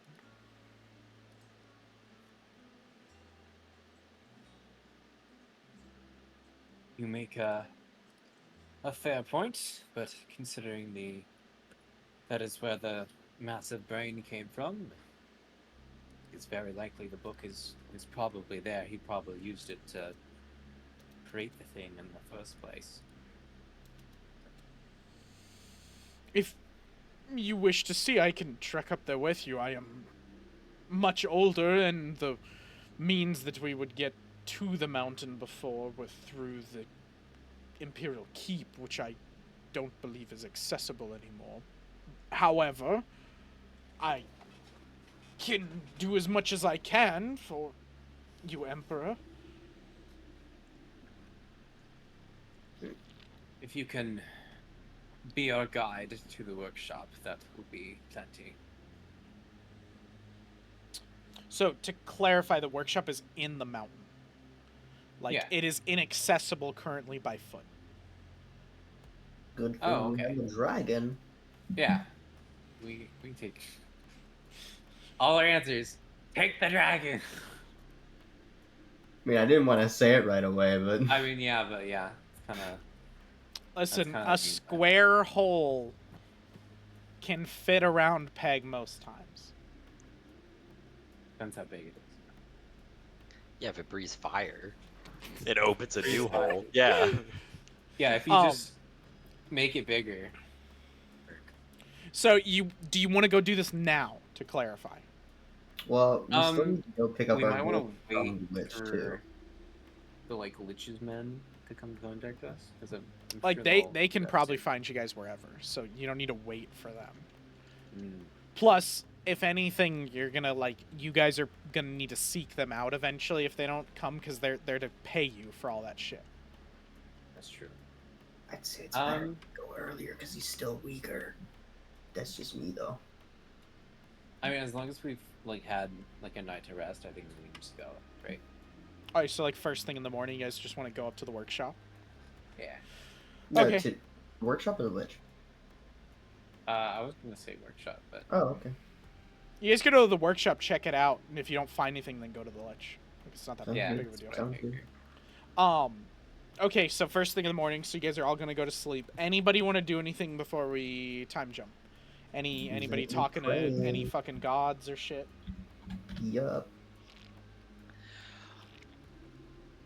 No. I kind of want to get some armor, but I haven't had time to look at the armor yet. So You can always in between sessions, you can always get it, and then we could just have you have gotten it tonight. You guys have fucking enough money. Like, basic armor is not that big of a deal. Mackie, is Sudar doing anything or no? Yeah, he's always praying to Nokris. It's just something basic though. Like, he's holding out his flame, saying I will make an impression of your name. People will know of you. Just that. Okay. So like a basic prayer, that's fine. Mm-hmm. It's go ahead and roll me a d20. All right, sounds good. Yeet. 11. The flame brightens. Oh, I like that. Yeah, so you guys all go to sleep. Sidar dreams of no rats ever. Them just getting extinguished, Nokris burning them all out. Remus dreams of beds of rats and loving rats and everything.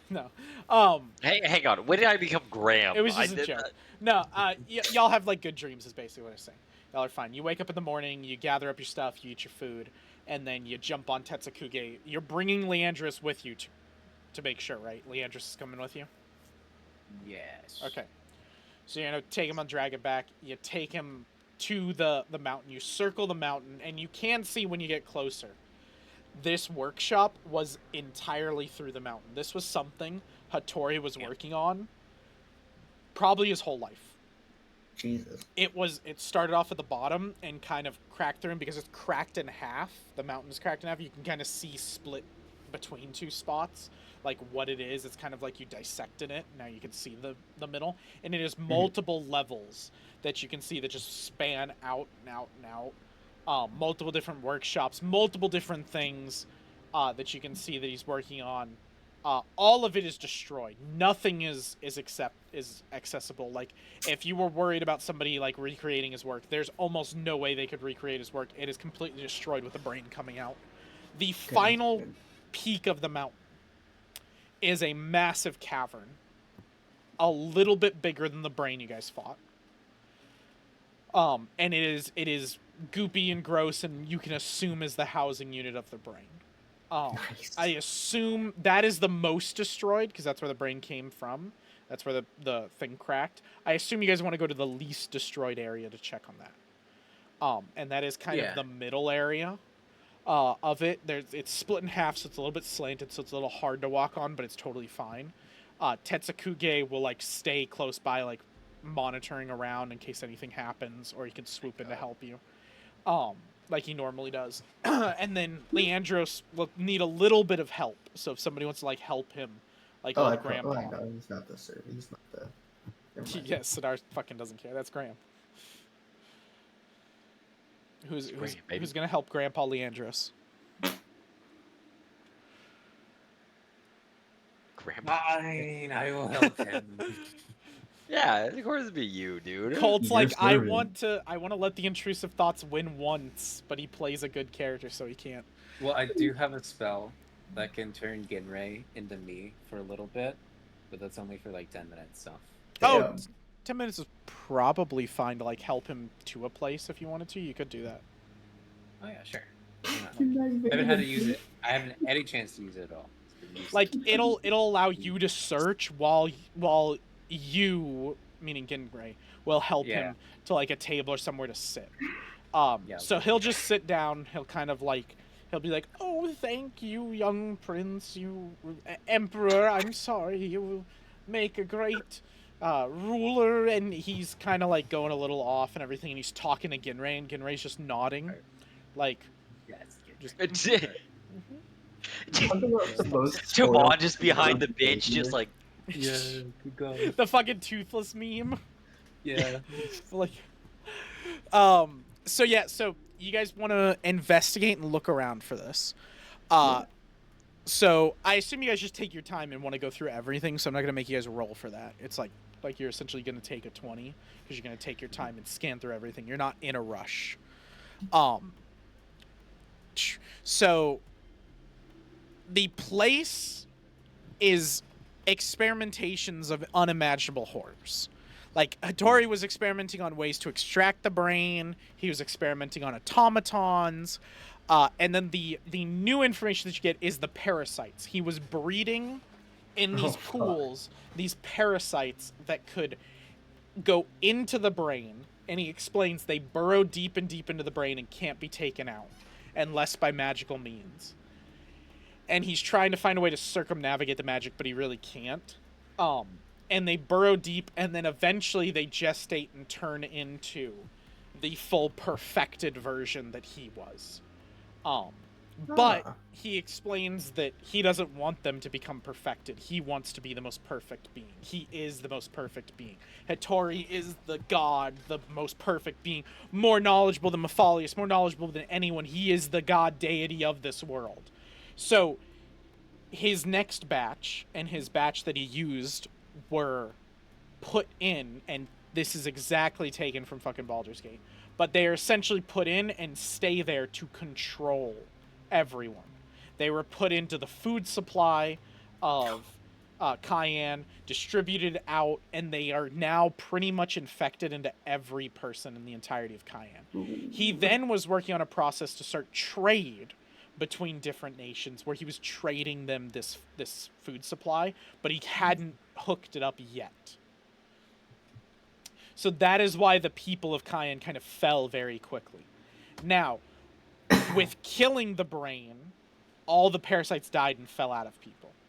Most people didn't even notice. So they can't survive without the brain there. Because this new type, it starves the parasite, having the parasite linked with the brain. So the parasite can't continue its evolution, just stays in this gestating period while it's linked with the brain. Once the brain's gone, the parasite dies because it can't gestate anymore. Cool. Other things it talks about is like it basically shows you how your father was long gone way before you got here. This has been his life's work.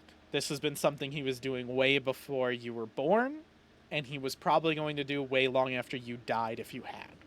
This is something that he was bred himself to do. He believes himself smarter than Maphalius. He believes himself stronger than Maphalius. And the reason for this is because as a child, or as a teenager, when he was adventurous, when he was prince, before he was emperor, he was searching for a place he believed he was destined for. In the plane of Mechanicus is a legendary place that he called Kamigagi no Takasu. Sorry, no Tashokan. What the fuck? Here, I'll fucking put it in. That is the name he gave it. He believed that in this place it held the powers to rule even gods, to become the most powerful being. The ultimate perfected being was in this place. In Mechanicus, he just had to get there. But he could never get to Mechanicus, because Mechanicus you could only get there if you are destined to be there, because Mechanicus is a plane of order and justice, and only things that have a place can ever go there and be there. So it was kind of lost to him. He could never find it. And then a changeling found him. A man by the name of Daniel Shermesh, who was Maphalius, who eventually revealed himself to be Maphalius, found your father in his older years, and he showed him a way to get to Mechanicus. He offered him this, and as part of it, Maphalius asked for only that he would continue down the path Maphalius gave him. That he would become better and greater and become this perfected being, help Maphalius with his plans, and create these brains, these things, these automatons. Your father says at the time, Hattori had no idea what he meant by any of this, but he just wanted to get to Mechanicus. So he took the deal, knowing later he would deal with it, and took his scroll, cast his spell, and got to the plane of Mechanicus. And he himself is the first mortal, as far as he's aware, that got to Kamigami no Toshokan. And when he got there, he doesn't speak of it. He doesn't write it down. And he claims in there, with paranoia and everything setting in, that others would find out how powerful this is. Others would beat him to it, so he can't tell anybody. He can't claim anything to anybody. He can't write anything down. But he does write about a book. A single book that he took from the place. A book of power and of infamy. And is known as the Book of Denir. Denir is the god of scribes, the writing god, the ancient text god. And he claims he stole the Book of Denir. And it was here that he says, with this book, I changed my fate and the fate of others too. He speaks about different plans he has, different ways to fix his fate, to change his fate, and he talks about that the book is connected to him, he is connected with the book, there's some draw there, and he has to fix things in the book. There are things written in there, his death, his failure, all of that has to be written out. And so he finds an ink called the Imperious Ink, a very, very sought after secret magical item that is found within the depths of the abyss, a demonic plane of hell and demons, not the nine hells, but the abyss, real demon entities, bad shit. And the Imperious Ink is said to be the queen, the mother of demons, blood, Lilith, her blood. And so there's only so much of it, and it is about it. Not that Lilith, not your shadow Lilith, a different Lilith. And it is her blood that allows you to rewrite your own fate in a book like this. Yeah. In doing so, he wrote in his book that he would build the brain, that he would become Savros' chosen. He would find the Crimson Cutlass, he would make his tadpoles, and finally he wrote his death. Because he even knew, as perfected as he was, that his death had to happen. It was fate-bound that his death would come. But he wrote it in a way that he would make sure no one else could end it. He wrote specifically that he could only be felled by the hand of Lythander's chosen. A chosen that he knew was on another continent, that he knew was long away, and he calls him by name Duke Evergreen. Mm-hmm. And says, this man will never rise up, will never come over to me, will never deal with me, and so therefore I will never die. Yeah. But he wrote a contingent, if he was to die at the hand of this, that his death would unleash horror on the world that could not be destroyed by mere mortals. That this evil that would be unleashed would be something so powerful, his name would be written in the stars, written in history, as the greatest mind this world has ever seen. You then find the book that he talks about, Denir's book, the Book of Denir. And you find this written through him, essentially written from his perspective. And it's his entire life, the day you were born, the day he was born, all of these sequences. It's written out, and it's written up until his death. It is written, and his final words are written there. Everything is written. And That's then the page goes blank, and you flip it, and there's another page of written text on it, in a different handwriting. Different to Hattori's. And it reads, 3 unlikely allies would find themselves in companionship, as well as the dragon's grip. The dragon would test the 3, trying to prune them like a tree. They would be led to another land, one of forests and not of sand. The 3 would claim this as their home, an unfamiliar biome. The 3 would follow the dragon, watching his power. They would rise to meet him in his tower. The 3 would become 4, gaining power and more. The 4 would cut off the dragon's hand, leaving nothing but wilted sand. The 4 would become 3, for they would have lost their key. The dragon would unleash his evil, causing a great upheaval. Each of the 4 would need to heed the call, for in the end the gods would need them all. 1 would birth peace through war, his birthright finally secure. The new king would gather powerful and ancient weapons, for the dragon surely would be threatened. The king would help set things right, but he would lose all his might. In the end, he will sit on his white throne, either flesh or bone. 2 will venture through the fire and flames, for that is what he yearns. He will be right, or the whole world burns. He will claim what is his through regicide, but it will cost him his pride. for he will be the one to kiss the ring. Then the gods will sing. But he will become overwhelmed by zeal, for he will not stop till the whole world will kneel. 3 would mend a broken bond long ago between both moon and shadow. He will force siblings to unite, but not without a fight. He will be anointed, and within his hand shall hold both moon and shadow. But he will be the one to cast the final death blow. A single life is all it will take for this curse to unmake. The 3 would face the dragon again, for it is written here in quill pen. The 3 would not be prepared for the strength of the dragon, for it is 4 wheels that are on a single wagon.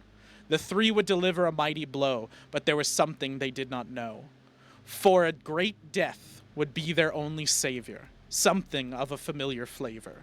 The world would see a second birth, all due to their mirth.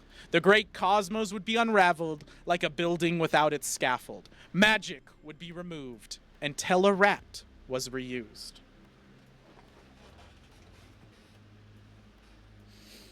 I'm pretty proud of that. Mm-hmm. I was gonna write in the book that my sister gods become a harem and they get it together. Shit! They fucking and they're cool with each other. I had chills for like 5 minutes there. That was wicked. I'm pretty proud of that sad. one. Yeah, And pretty no, tight. you guys will not see that. That's only the only way you guys get it to do that. You're letting this. Okay. You guys get to hear that. If you want to rewatch the video to hear it again, feel free. But I'm not giving it to you written out.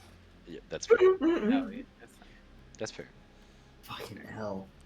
That's a lot of information. I'll give it to you written out later at a certain time. So we're when it's not relevant anymore. Yeah. Yeah. When the foreshadowing and it makes sense. I'll have to listen to it again because I need to listen to the dragon part again. Man, I was following for a little bit, and then I just was impressed, and then I was like, "Fucking wait, what?" And I then mostly got it. I started off confused not and I having the wasn't whole thing sure about rhyme, and then I made some of it rhyme, and I was like, damn, this is so much better when it rhymes, so I just made the whole thing rhyme. So, as you finish reading this, as Tomon finishes reading this out loud, like, kind of in utter shock of the words written and how you have enacted some of them, but some of them have not happened yet, you hear a single clap. Motherfucker, I knew it. Oh my fucking god. Lilith, Luna, let's go. Time to smite my follies. And Leandros steps up, holding himself very proper, and goes, "It seems you are smarter than some would give credit to." You roll my shapeshifter's intuition thing? Nope. Oh, what?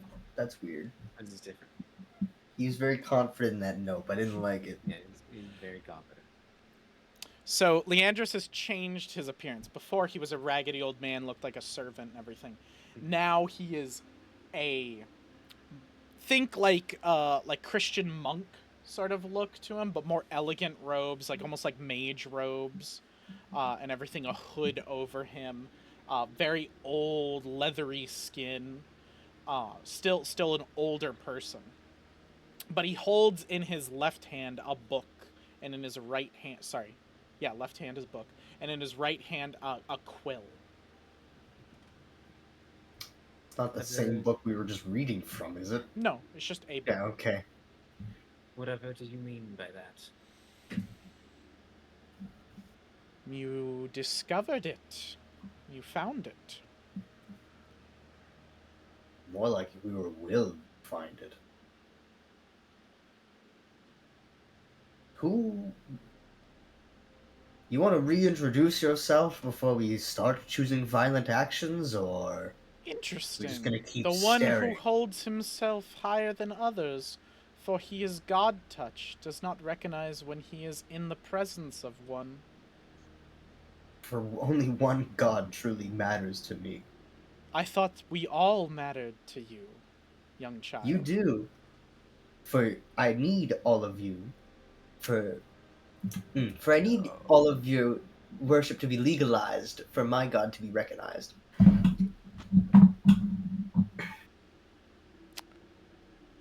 For he will be overwhelmed by zeal, for he will not stop till the whole world kneels. As it is written and as it will play out, I, and he bows, am Denier, the scribe. If I have written it, then it will come true. You've written all of this. It is my Is book, the is it god's not? name? That's the god's name, right? Yeah, that's Denir's book. Like, this is the god of the book that you just took. And I didn't mean to rhyme the there, but I second did. book? Yeah. What'd you say? So what's the second book?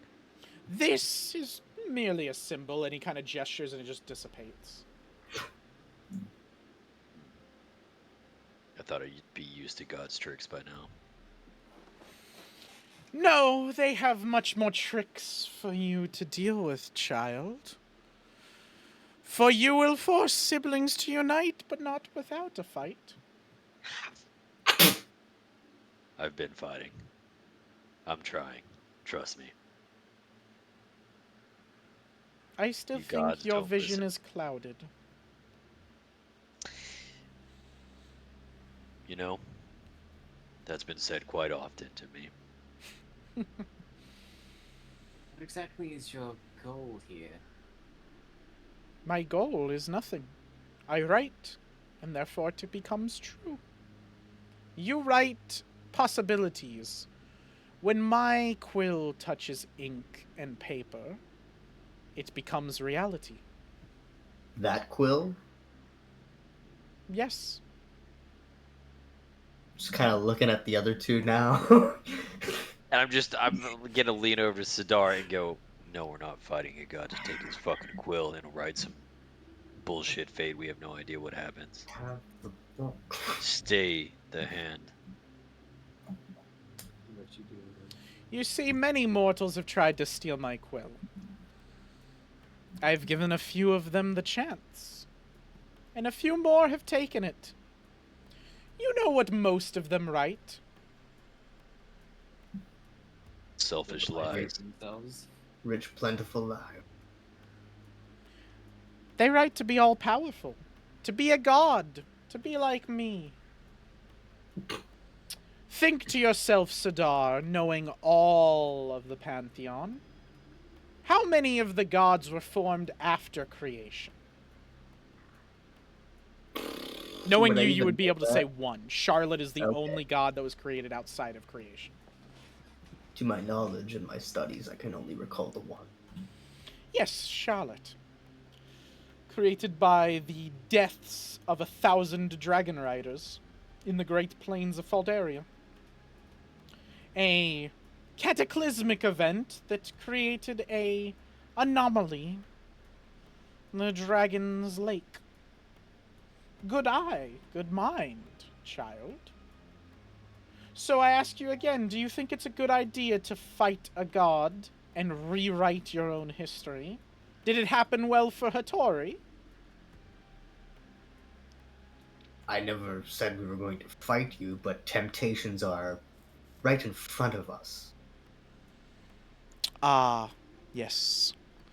Venture through fire and flames, for that is what he yearns. He will be right, or the whole world burns. It does sound like it. Just kind of look over like, what the fuck? This Remus is nodding to himself. Yeah. There. Like, as soon as Simon says it. You three are interesting. You were not written about bountifully. Even your rat friend was not either. Wasn't until an event, a anomaly happened, and then your fates were rewritten. You were given new meaning. Well, it's good to know I'm moving up in the world. That's the first time a god has called me interesting. Oh, your books are very interesting. I assume the anomaly you speak of is Matholius? Matholius and company. You've heard of this great blue cobalt dragon, have you not? Hate him. You He's hate aliens. something you do not know. For now. Interesting. Interesting. That she would pick you, of all people. I question it every day myself. Well, it is written. A single life is all it will take for the curse to unmake. Maybe you can change things. I'll try. I'm And pretty good at you, Emperor of this land? Little words you have? I don't have much, but did you freely give Hattori your quill? Just to... No. Your adopted father stole my book from my library and procured the quill in Imperium ink through other means. He is a vile creature, and I am happy that his book is closed. And you three are to thank for that. And you couldn't have rewritten his fate and what he has written in your book because... Once it is written, it will happen. Is that why you wrote the next page? Oh, I did not write the next page.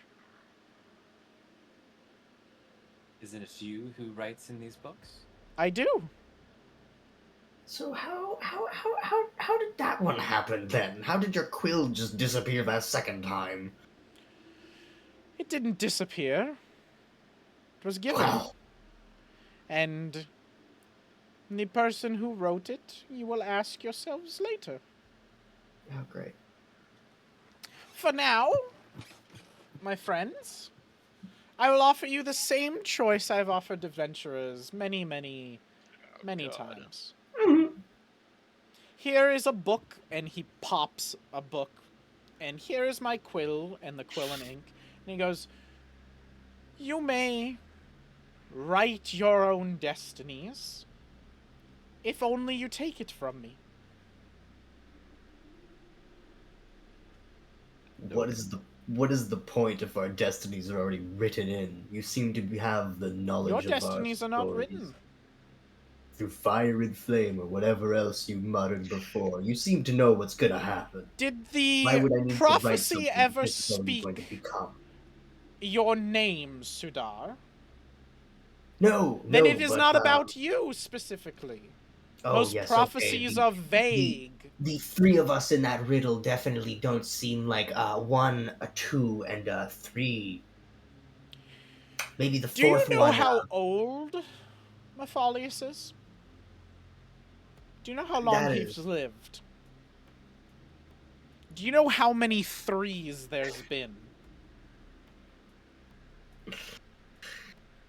There've been more than The one. Great Dragonic Caliphate, the Fire Crusades, the Runic Wars, the Sullying of Florence. All of these events, Maphalius' hands were in. All of them are his doing. And there have always been 3 to stop him. Except How- those 3 failed. Every time, yes. They were not the 3. They were a 3.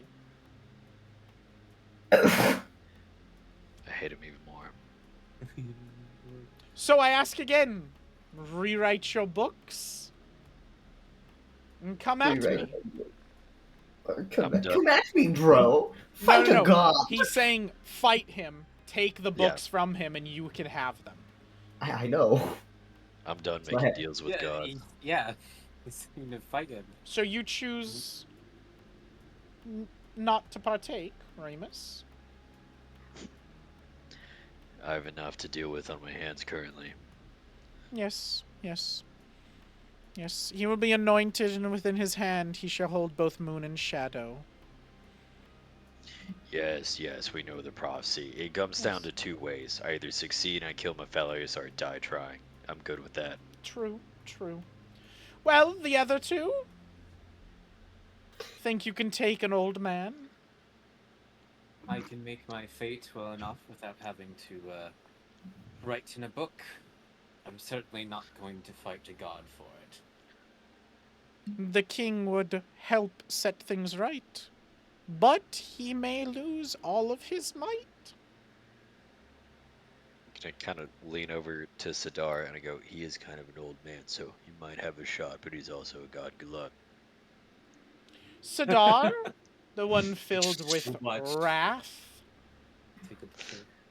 I am almost offended that both of you think of me as such a selfish individual. I do not need to write my destiny, for my destiny has already been willed by my strength and my faith in Nokris. He flips through the book. Oh, God has something to say about that. No, there is no mention of Nokris in your book. Oh yes, because now you can read my future. No, this is your past. Your future has not been written yet.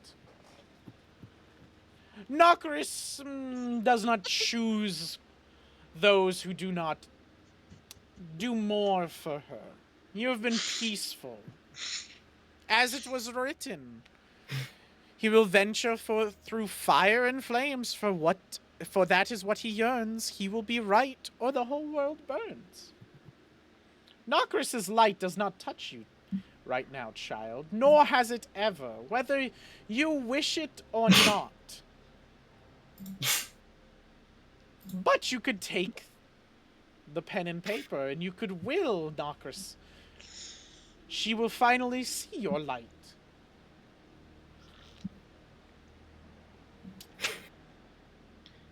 Is it not oh so tempting? I am but a frail old man. I will say, I will not put up much of a fight in this form. And for you, Sidar, because you're very religious, you know a lot about all the gods. Denir has never had, he's an interesting god. He is supposed to be all scribes. All written text is through him. It's almost said that he takes on the embodiment of people to write sacred texts. And so you kind of gather from his words, piecing that together. This is not true form God Denir. This is Denir in the form of Leandros. I figured as that much. Yeah. Like, there's no way I'm gonna be fighting an old man, quote unquote. No. Like, that's what I'm trying to tell you. You gather this is actually an old man body. Denir's not a fighter. He's never been a god that swoops in and kills things. That's Lythander, that's Sapros, it's other ones. This is probably a frail old man that you could honestly take if you wanted to. But that's up to you. It is tempting. Of course, everything is tempting. But Nokris would recognize me. Maybe not now, maybe not tomorrow, but eventually. So your final answer is yielding? Yeah, I have no reason to fight you. He disappears the books, put his hands behind his back, and goes, well, then you have passed, adventurers. I grant you a single quill. And he tosses it your way for whoever wants to catch it. Everyone seems apprehensive, so like Remus is gonna grab it, but he's gonna like stuff it in his pocket. Yeah, you like grab it, and as soon as you grab it, he goes, that, if you break in half, will grant you a single wish. It is powerful magic and can undo many things, but the wish magic works in interesting ways. Make sure you are clear and concise on what you would have it do. Boys, we just found our way to redo our mistake that we just fucking did. We just wished the lich back, and then the country's good, dog. And he disappears with fluttering pages, almost as if he exploded into pages of a book. And he is gone. You are left alone here. Okay, and all right. So that is where we will end session, because it's 11. Bro did not need to So- expose me like that. We will full on end. That's- Yeah, bro. I I'll be honest. love him. He was I was so so fucking annoying. He's my favorite god.